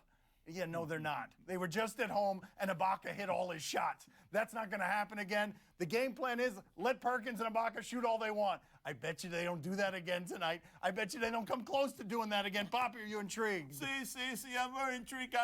After a winning streak comes a losing streak, so the Spurs have won 20 straight. Now they're going to drop 4 straight, so next year they're going to start a new winning streak. That's a stunning prediction he's just made. Stunning prediction. You heard it here first. A 2 seed will beat a 1 seed. Here's where you heard it. In a fake kitchen, in the middle of the afternoon, on ESPN2, from my father, in his second language. That's all we have time for today. Thank you for watching. No show tomorrow, but wait until you see what we unleash on you Wednesday. Wednesday, something.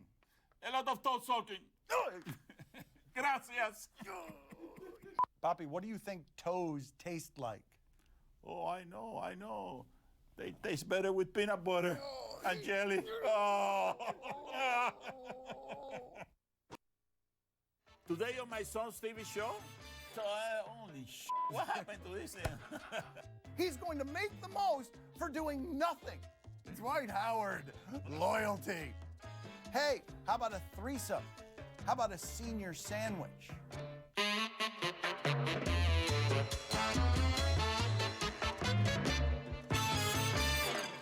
I'm Dan Levitard of the Miami Herald, and this haunted Miami Heat fan over here is my father, Gonzalo. Papi, what are we talking about today? Heat, a lot of heat. Yeah, a lot of heat. His stomach hurts. What happened to the Heat last night? That is an excellent question. Do you have an answer? Yeah, only one game. Nah, he doesn't have an answer. And here's what happens in this situation. It's kind of inexplicable that you lose at home when Ray Allen is 2 for 9, when Rondo is 3 for 15, when Pierce is 6 for 19, and you lose at home. And then when something's inexplicable, we tend to go to intangible explanations because we don't understand it. So it's the coaching. They're not clutch. They don't have a killer instinct. Here's my tangible explanation for what happened last night. The Celtics are 27th in the league in free throw shooting. The Heat are 2nd. The Heat had fewer free throws. That was not the fault of the refs. It was the fault of the style of play that the Heat played yesterday. They tried to out-jump shoot a jump shooting team. They shot 26 threes. They're not that good at threes, so they lost. They let them stay close, and they lost. And now the apocalypse is falling on their head. Did you have fun last night? Well, I had fun to some extent when they were winning. He had fun when they had a 6-point lead, when they had a 13-point lead. But how'd you sleep last night? Didn't sleep too well. Yeah, no. Which one was more impressive, Wade's block or Rondo's tap? This was so deflating to Heat fans. Why don't you give them a play-by-play of your reaction to the entirety of that play? Well, I saw Wade jumping out, and then all of a sudden there was a block, and the ball went all the way to the corner on the fly. I say, oh, what's happening here? And I see this guy standing there, I couldn't recognize the guy, and I see him shooting a 3, and I saw him getting the ball into the basket. I say, holy what happened here? Do you question the message on this T-shirt? I haven't even seen it. My answer is yes. Let's see it. It wouldn't be in the show if it wasn't questionable. Oh, Dwight Howard, loyalty. Can I see the back of that shirt? Does it say for one more year until I'm in New Jersey? If we were playing word association and I said loyalty, and then we were making a list of people who conjure that thought, I mean, he's not ending up on your word association list. There's some fun to be had here. We could start a T-shirt line here with athletes who aren't actually what they claim to be. Like, what would you put, like a sports figure, like Greg Popovich? What would you put on his shirt? Greg Popovich. Bubbly. Yeah, bubbly, effervescent, something like that. Meta World Peace would say sane on it.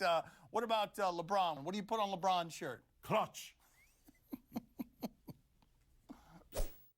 Time to play the game that is feeling a little bit frisky. See or no? What does that mean? Frisky. Tonight on TNT, Game 6, Spurs at Thunder.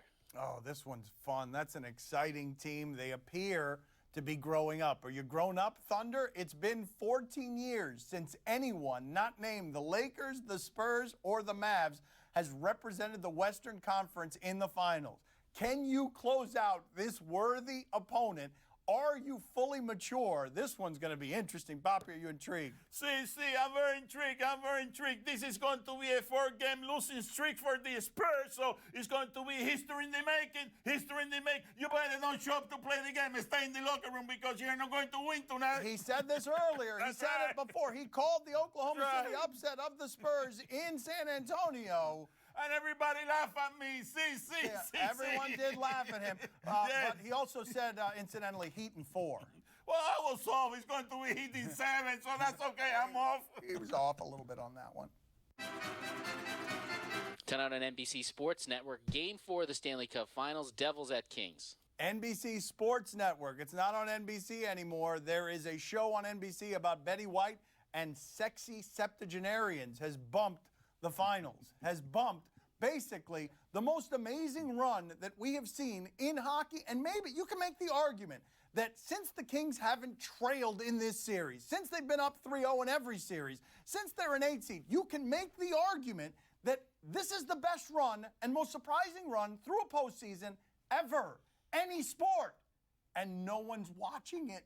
No one. Papi, are you intrigued? See, I'm very intrigued. I'm very intrigued. Those LA Kings, they were nobody until about 2 weeks ago. Now everybody's paying attention to them. Now the underdogs, LA Kings, are going to make the Staples Center mean something again.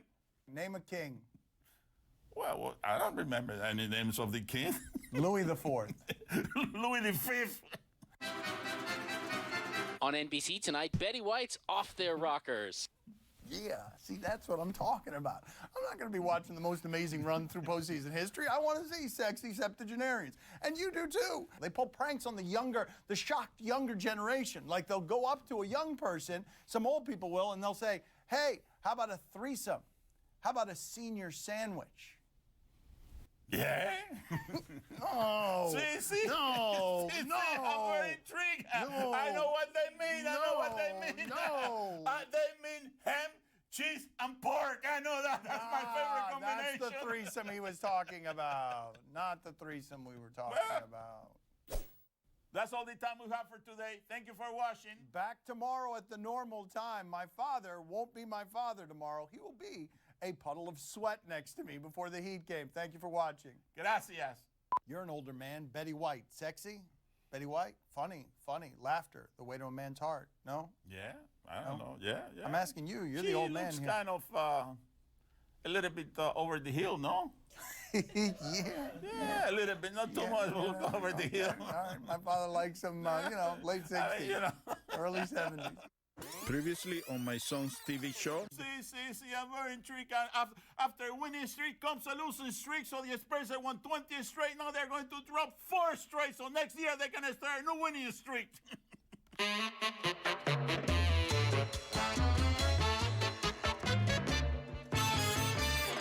I'm Dan Batard of the Miami Herald, and this oracle over here is my father, Gonzalo. He told you the Thunder were going to win 4 straight. More predictions in the show today, Papi? See. Soaked in Heat bias, I'm sure. Was this question asked of Dario Sutherland last night worthy of his scorn? This guy, not only does he look like a Muppet, but on top of that, he looks like he dislikes where he is at all times. And this is one of those times. Look at this. Game 4 has always, in this playoffs, been somewhat of a problem for you guys. You're 3-3 now, and you can close out a series. Can Awesome. Hey, close out a series, Game 4. It's the Stanley Cup Finals. Friggin' game is the very same as the first 2 games.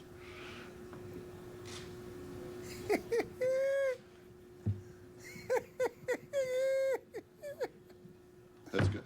Yeah, I'm out of here. I'm done. I mean, you guys, you peasants, with your questions. Have you not seen what I've done these finals? Have you not seen how we have run roughshod over everyone in this league? You're asking me, we couldn't close it out in Game 4? It's taken us Game 5 a couple of times? Sorry about that. As an 8 seed, I forced you to work another day, reporter guy, and you had to drag your butt over here to cover my great team, making this unprecedented run. In fairness to the reporter, you can't ask anything negative about this team. Like, what are you going to ask? The only thing, hey, coach, Why aren't you sweeping everybody? There's nothing else bad to ask. You can't ask him anything else that's going to get him agitated. He got annoyed, and he just rather than saying something out of the book, he just said, "No, I don't want to stay here." You can't blame the guy. You can't blame the guy. No, you can't blame the guy. You've never walked off in the middle of something that's happened here that you don't like? Well, that's different. Why? Well, you have. I have. Well, there you have it. I have. You want to hear what it was? Coming up today, I have a special treat for you. Usually we take some never-seen-before moments and put them together, but today we're putting together the funniest moments from our favorite interviews. Let's check it out together. Can you confirm a story, please, that Zach Thomas has told me? I'm hoping that it's true. I need confirmation, though the Patriots are very private. This is probably a lie. Go ahead. That Larry Izzo, that he went number 2, that's how Zach Thomas said, on the sidelines of a Patriots game, the special teams guy, and that Bill Belichick, because he was able to do this discreetly and without anybody seeing it, that Bill Belichick awarded him a game ball for this. This is 100% true. Yeah, I mean, and Larry would be so mad at me if I said that this didn't happen, because he takes ultimate pride in this whole deal. I mean, you know, with all the special teams tackles and Pro Bowls he's made and everything else, the thing that sits, I mean, I guarantee that game ball is probably a more prized item for him than his Super Bowl rings. But how did he do that? How are you Because he's Izzo. It's what he does. Who would you describe, Wes? Who would you describe as the craziest teammate you've ever had? There's Larry Izzo, bar none. Bar none. I mean, he's at the New York Giants now. So the New York Giants people, if your toilets are getting clogged and you don't know who it is Larry Izzo, okay? You are busted, Larry. It's over. You posed nude in Vanity Fair on top of a horse. How did that come to be? Well, Bo Derek is commissioner on the CHRB, which is California Horse Racing Board. And she asked me, she just called me, she said, I want to do a photo of you in Vanity Fair. Are you interested? And she told me the details of it. At first, I was a little apprehensive. I think at this time in my career, it's probably the only time I could do it because I already have established myself. I'm not trying to do it to get further in my industry here in racing. It's something that, you know, I think the timing's right. I was ready to do it. Where is that picture? Is that picture somewhere in your home? No, it's but my dad's trying to actively get it off Facebook and Twitter, and he's trying to. I think he went and bought all the magazines so nobody could buy them. So how did you inform him of this? How did that transaction take place? We haven't spoken yet about it. We actually actively have not talked to each other, and I just hear from my brother the reaction. So. How's that conversation going to go over? Chantal? Why are you nude on a horse? Yeah, I know. I'm not looking forward to that conversation. I'm going to be honest with you. He's just, you know how dads are. You want to tell him now? What are you thinking? You got a message for him now? Dad. Here you go. Yeah, but Dad, it's Vanity Fair. It's a nice magazine. It's not Playboy or something. Not that that's not a nice magazine, but, you know, it's not so bad, Dad.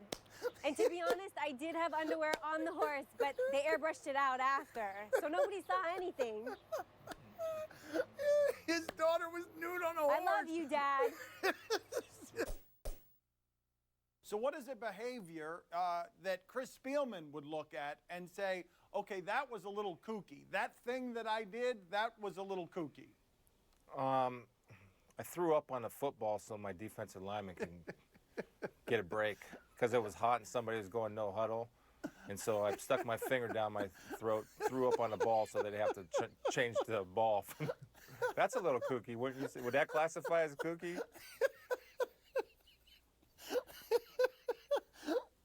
So you stuck your finger down your throat and you just vomited on the football in order to give your team a little bit of a respite. Yes. One of my big defensive mind looked at me and said, Chris, I need a break. I said, no problem, man. I got you covered. boom. Referees all ticked off. The center and the other team's grossed out. You know, it's just a big mess, Dan.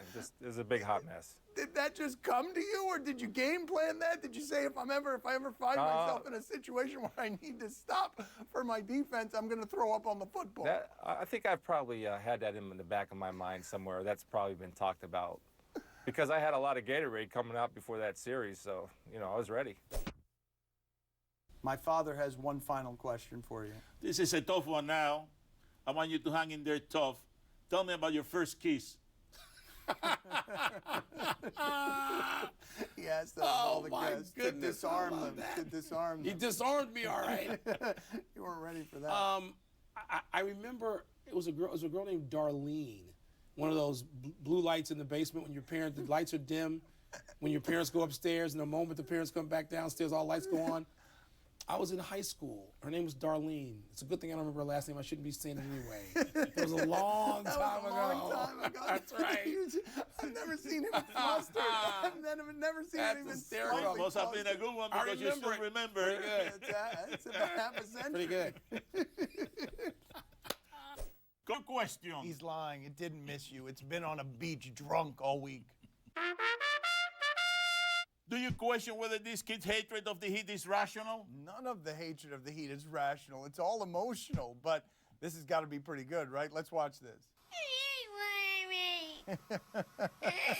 Don't you like LeBron James? There he is. I hate him! I used to like, but I hate him! Why? No. Who do you hate? More? I hate Bosch. Oh, Bosch too! Everyone's getting taken out here. That kid speaks for all of America right there. And wait until you see how one triumph from now, all of you are going to be sniffling like that and snorting and red-faced and sobbing, and your mother's going to be videotaping you.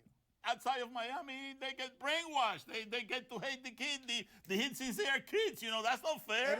It is true. You did this to him.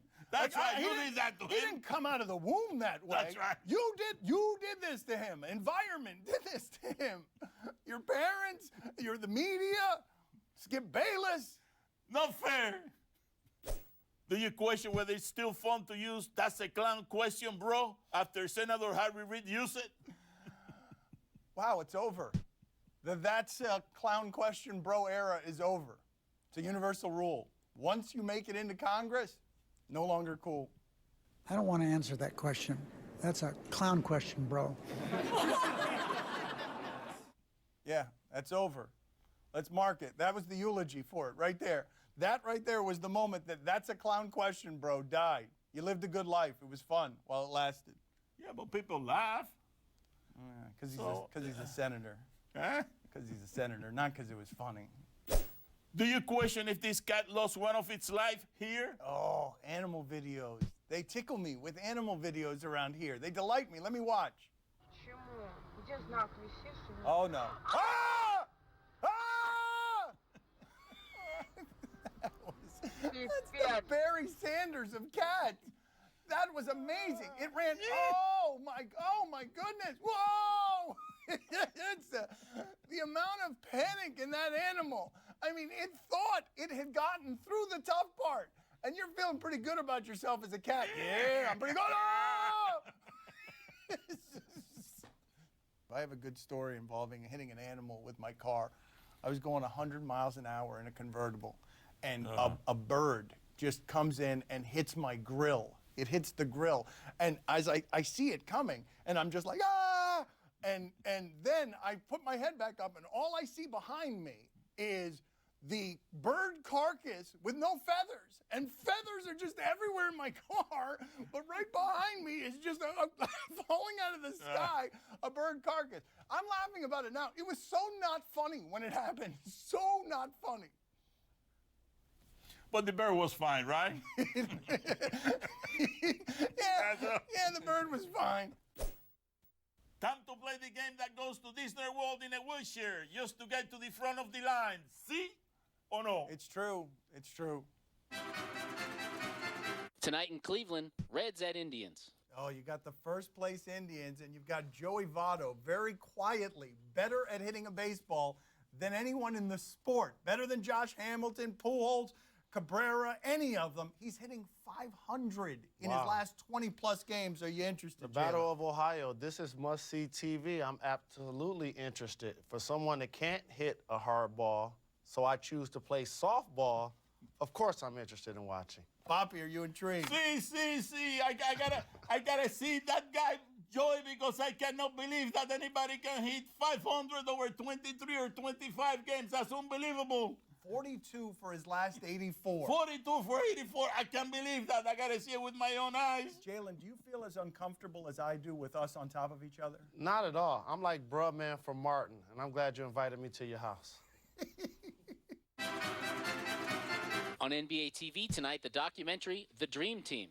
Oh, you gotta like this. Even if you've heard the stories 1,000 times, I want to hear about how they picked on Christian Laettner. I want to hear about Clyde Drexler wearing 2 left shoes to a practice. Jalen, you interested in this? As a Detroit native, there has to be an asterisk because Isaiah Thomas had just won 2 championships and he was not on the Dream Team. You're gonna ruin it. So Chuck Daly was the head coach. Go no. And Shaquille O'Neal was not on the team instead of Christian Laettner. I have not seen it. I've boycotted it so far. Eventually, I will watch it, but I have not yet. Protesting it. You will watch it under protest because Isaiah's not on the team. Papi, are you intrigued? Break the tie. No, I'm not intrigued at all. I'm not intrigued because, you know, if LeBron is not in the Dream Team, I don't want to watch it. That's all. Never mind Shaquille. Dad, he was like an embryo. He couldn't have been on the Dream Team. On Encore Family, the movie Kazam. Oh, nobody answers yes to this, right? Not even Shaq would. Shaq's flipping past this if he comes across it on the hotel television. A genie. He's a basketball genie. Have you noticed Kendrick Perkins kind of looks like a genie, right? A really unhappy genie? Kendrick Perkins probably doesn't smile if his kids get straight A's in school. He doesn't smile. And he's an unhappy genie. Are you intrigued by this? No way, no how. I'll be fine dining on South Beach. And as you mentioned, the star of the movie wouldn't stop to watch this movie. Papi, are you intrigued by this? See, I'm very intrigued. I want to see the wishes that Shaq will have, you know. I mean, one of them might be, you know, I want to still play basketball. Then the second one is he might want to be in the Dream Team. And the third one is maybe he want to make a better movie, you know. You never know. See, that would definitely be one of the wishes. If a real-life genie came into Shaq's life, it would be, please, let me have made a better movie. That's all the time we have for today. Thank you for watching. We're back tomorrow at 3:30. 3:30 tomorrow. Well, we're back. He's not back. It's like that, huh? But thank you for coming in. Jalen, get out of here. Dad, knock it off. Get out of here, Rose. Gracias. You didn't know he had another son, huh? You didn't know he had a black son? That's right. He's got his black son. He didn't tell me about that. Fair for NHL players to take shots at LeBron's toughness during this cramping episode? Let's see this. Who's taking shots at LeBron? Who's that guy? That's a duck? We get it, LeBron. It doesn't hurt when you're running around, but it looks unbearable when the cameras are close up during the timeout. Wow. Nick Bonino going after LeBron. Wow. Nick, what is that? I don't know this guy's name. I'm not even going to try. What a gutsy performance by LeBron. Not, says Golly Goose 33. We got a predator. Oh, my God, guys. LeBron has a cramp. Everyone get on their feet, standing O. If LeBron somehow managed to pull off winning a ring after fighting through a thigh cramp, it will be a story I tell my children's children. We get it, hockey players. You're really tough. Hey, hockey players, if your sport was so great, you know, there'll be somebody watching. There's nobody watching. Everybody's watching the NBA with LeBron, with cramps and everything, okay? That's right. We understand you're tougher and you don't have teeth, but nobody's watching you. He's right about that. Nobody is watching your toughness. Your toughness is happening over on CNBC2, where nobody can see it.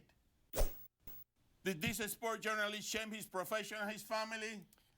Yes is the short answer to your question. Both profession and family. This was not the height of journalism. If you're not familiar with this story, last year I lost a bet to Charles Barkley during the finals. I am so mad right now at Battier and Chalmers because they're doing the things they should have been doing last year and would have salvaged me this moment.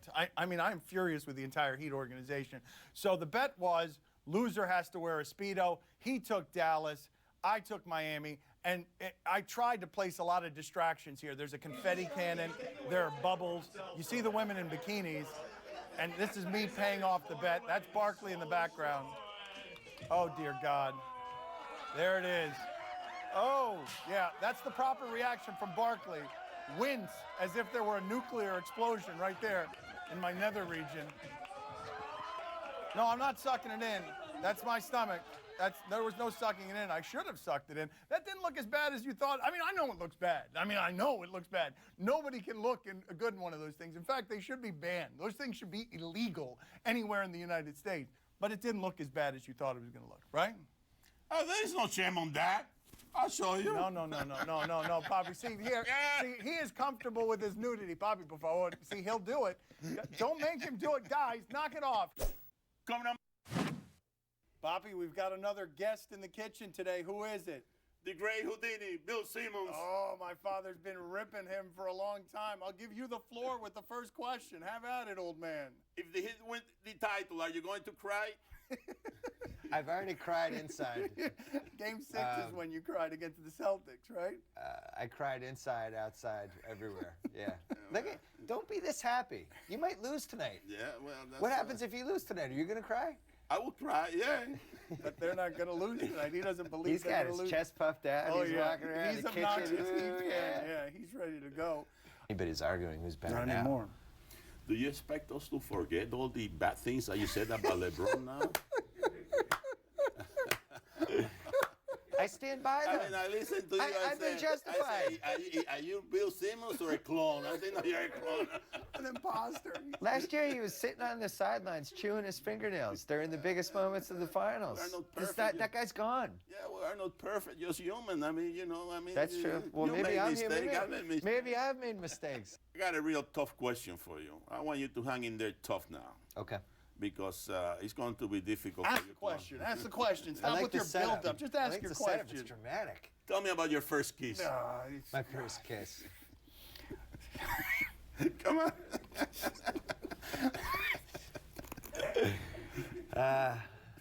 My first kiss. Wow, he flustered another one with this bull bleep question. I can't believe he flusters everybody with this question. You didn't cover that in one of your books? I don't even know what Give to it say. up. Let's go, Simmons. He put you on the spot. First kiss. I don't even know how to answer this. Answer it. Do you remember who she was? Yes. I'm not saying the name, though. Why not? Everybody says the name. No, I'm not saying the name. I bet the girl is not bragging about you either. I think All right, you know go. what it was. It was one of those weird dances in 7th grade with. You remember those dances in the early '80s when they would play the same song over and over and over and over again because you only had the one slow song when everybody danced, and that's what it was. And it was during Journey's "Faithfully." Remember that song? Yes, of course. Yeah, And it was the only slow dance. You were thinking about fantasy drafts. No, I was thinking about, wow, this is an emotional song. I'm forever yours faithfully. It seems quite the commitment. Bill, thanks for being on with us in the kitchen. My father enjoyed that. Gracias. All right, just remember, don't get too confident tonight. No, I'm not confident at all. Oh, he's going to crush you tomorrow, though, if they win. He's going to come after you. Time to play the game that actually looks good in a Speedo. Do you question? Nobody and nothing looks good in a Speedo. Do you question whether this duckling will make a good cornerback in an old duckling football league? What? Yeah, why not? Duckling, football. I heard you. Okay, let's watch the video. Oh, the duckling. Look at the duckling chasing down that guy. Chasing him down. Oh, look at this. It's like a dog. It just chases after that guy. Look at those webbed feet move. That is amazing. I think it would be very hard for him to play defense because while he keeps up with you, I mean, he's going to have trouble with the interceptions, with batting balls down. Well, how's he gonna play any defense? But this old duckling football league, that's it. Oh, okay. Well, that's a good point by him, right? Yeah. If it's just against other ducks, I mean, that guy's Deion Sanders, right? I mean, he's those webbed feet. That's Darrelle Revis right there. That duckling has got bling. He's going to be in the clubs. He's going to hold out. He's going to hold out every year. There's going to be an island named after that duckling, an actual island. And Revis doesn't live on an island. That guy's going to live on an island, and he'll leave the island whenever he wants to. Just paddle right off the island. Oh, and he's going to have so much sex. Do you question which was the safer homemade water slide? How great is this video going to be? Oh, no. Oh! Whoa! That is wonderful. Let me see that again. Oh, look at that guy up there on the second ladder. Never mind that other missile. Look at this guy. Oh! He can't get up. He can't get out. Of course he can't get up. Look at how hurt he is. That would be so much better if you had a real pool, but instead you got 300-pound guy landing in 6 gallons of water. Do you see the guy with the hose filling the pool just in case there wasn't enough water there? Look at that guy. How useless was that guy? Thank you, helpful guy. Your 6 extra drops of water are going to prevent fat guy from harming himself. Look at that useless guy with the hose. Time to play the game that is more fun with Bill Simmons. See or no? Really? You're coming around on Simmons. Tonight in Boston, Marlins and Red Sox. Oh, one of my great gratitudes in life for this Heat team is that I don't have to get the angry calls from this guy complaining about the Marlins because he's distracted. They were great in May, best record they've ever had in May. They're 2-12 in their last 14. Everything's falling apart. Carlos Zambrano is back to being what Carlos Zambrano was. Bill, are you interested in this one? No. The Red Sox are like a family member that I don't want to stay in touch with right now. And they call and I pretend that I haven't heard the phone ring. The caller ID, Red Sox comes up and you let it go to voicemail? Yeah, it's been a terrible season, and I just care about the NBA. And then when the NBA ends, I'm going to care about the NBA draft, and then eventually talk myself into baseball. Papi, are you intrigued by this one? See, I'm very intrigued. Zambrano, he has an ERA of about 25 in the last 2 games, so I don't know what is going to happen tonight. I don't want to watch the game. I want to see if Zambrano is going to hit the water cooler or the manager or something. Yeah, well, then I'd watch then. That's right. What would Zambrano have to do to get attention away from the Heat tonight? Like kill somebody in the I think dugout? set fire to Ozzie Guillen. I think that might work. And even that would be a just B-list lighter story. fluid in the dugout. Yeah. Some sort of explosion. Next question. Tonight on pay-per-view, the 2012 Lingerie Football League All-Star Game. Yeah. Simmons, your thoughts? I'm just out of principle. I'm going to say C. Do we sound like lecherous old people? You haven't heard anything yet. Go ahead, Papi. Are you intrigued? See, I'm very intrigued. I got to bring my bottle of high blood pressure, but I'm going to watch it all the way. Yeah, well, you're going to bring a bottle that combats high blood pressure. That's right. He doesn't have a bottle of high blood pressure. I just want to say, if it was a regular season game, I'd probably be no, but it's an all-star game. All-star game, right? I kind of want to see who's on the teams. Tonight on Encore, the movie Eddie. Eddie. This is a basketball movie, Papi, and this was really Whoopi Goldberg's finest ever role as a basketball coach. I don't think she ever played a basketball coach better than she did in this one. I know you got to be intrigued by this. Double C! Here you go. 3 C. Triple C! Why? I love Eddie. Eddie's a great movie, and I think Whoopi Goldberg coaching the Knicks coming out of the stands was totally realistic after everything else we saw with the Knicks over the subsequent 16 years. Papi, are you intrigued by this? No, I'm not intrigued. I can imagine Whoopi Goldberg doing anything to do with basketball. You know? Yeah, well, he's got that right. In fact, he should have been in the original board meeting when this movie was created. He would have talked some sense into the people. Wow, it didn't do well for obvious reasons. That's right. With that said, I will watch it if it's on after the game tonight. Through your tears.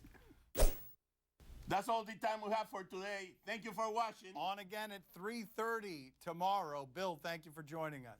Gracias. Good luck tonight, and I really mean that. Oh, what an... Papi and I are getting along a lot better than Papi thought we would. I think you need to speak for yourself on that one, Simmons. Papi's going to ask for my email address after. I see us staying in touch. I know my father. I know this man, and I can assure you that the way you're interpreting this is inaccurate. Shake it up. The celebration. Oh, that's what he's got to do. He's got to shake it a little bit. The celebration. That thing's hissing. Wow. There it is.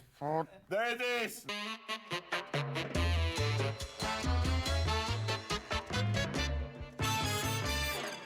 I'm Dan Levitard of the Miami Herald, and this man over here, this jubilant man, is Heat fan and my father, Gonzalo. Papi, what is your favorite part of the show today? What do you think? Yeah, there's a kitten in the show. Is that it? That's not what he meant, probably. A lot of Heat talk today. Let's go. How should David Stern feel about losing his dominant storyline of the past 2 seasons? You saw how he felt. Did you see how many calls Oklahoma City got in that first half? He wanted this thing to keep going. He wanted this in Game 6, in Game 7. Dwayne Wade was called for 4 fouls for just diving. That's not allowed. You get a 3rd foul, go to the bench. This hurts the league. Losing, the Heat losing is really good for business. The Heat winning, less so. Do you know who's going to get hurt? The media, because now they got nothing to talk about it, to write about it, to hate about it. Yeah. You know? That's true. That's true. it. That's true. And that, incidentally, is why Heat Nation really likes my father. I'm wandering around the locker room yesterday, and a tipsy Gabrielle Union comes up to me and starts asking me all sorts of questions about him, all sorts of questions. And I've never spoken to her before, and I'm looking at her, and I'm like, well, yeah, but what about me? You know, like, you know, it's my show. And she's like, Papi's my guy. Papi's sexy. Papi's a Heat fan. Papi hates the media. He speaks on behalf of all of us. That's right. Yeah. I'm trying to strike a balance. Yeah, strike a balance. The only ESPN analyst that believe in the Heat from the get-go. ESPN analyst. Yeah. ESPN analyst. Yeah, that's right. So what was the party like? Oh, I went to the wrong party. I went to the wrong one. I thought go to the locker room, that's the place. And so I go to the locker room, and I walk in there, and it's just all media. Just an unbelievable sausage fest. And Rony Turioff, like sticking his head out with a bottle of liquor. Look, I don't want to be here. There's media members. I mean, this is the least cool place on earth. The party at Live, though. Live is the most profitable nightclub in the United States. The Miami Heat spent $200,000 there. And I'm with a bunch of media members. They didn't invite you. You missed it. I mean, it was banging. I was surrounded by so many models, you know, popping bottles. No? My father was singing with LMFAO. Can't find my shirt. His shirt. He couldn't find his shirt. That's all the time we have for today. Thank you for watching. We are off until the totally random date of Thursday, July 5th. We're not back till a week from Thursday. My father is going to be drinking champagne. Until then, thank you for watching. Gracias.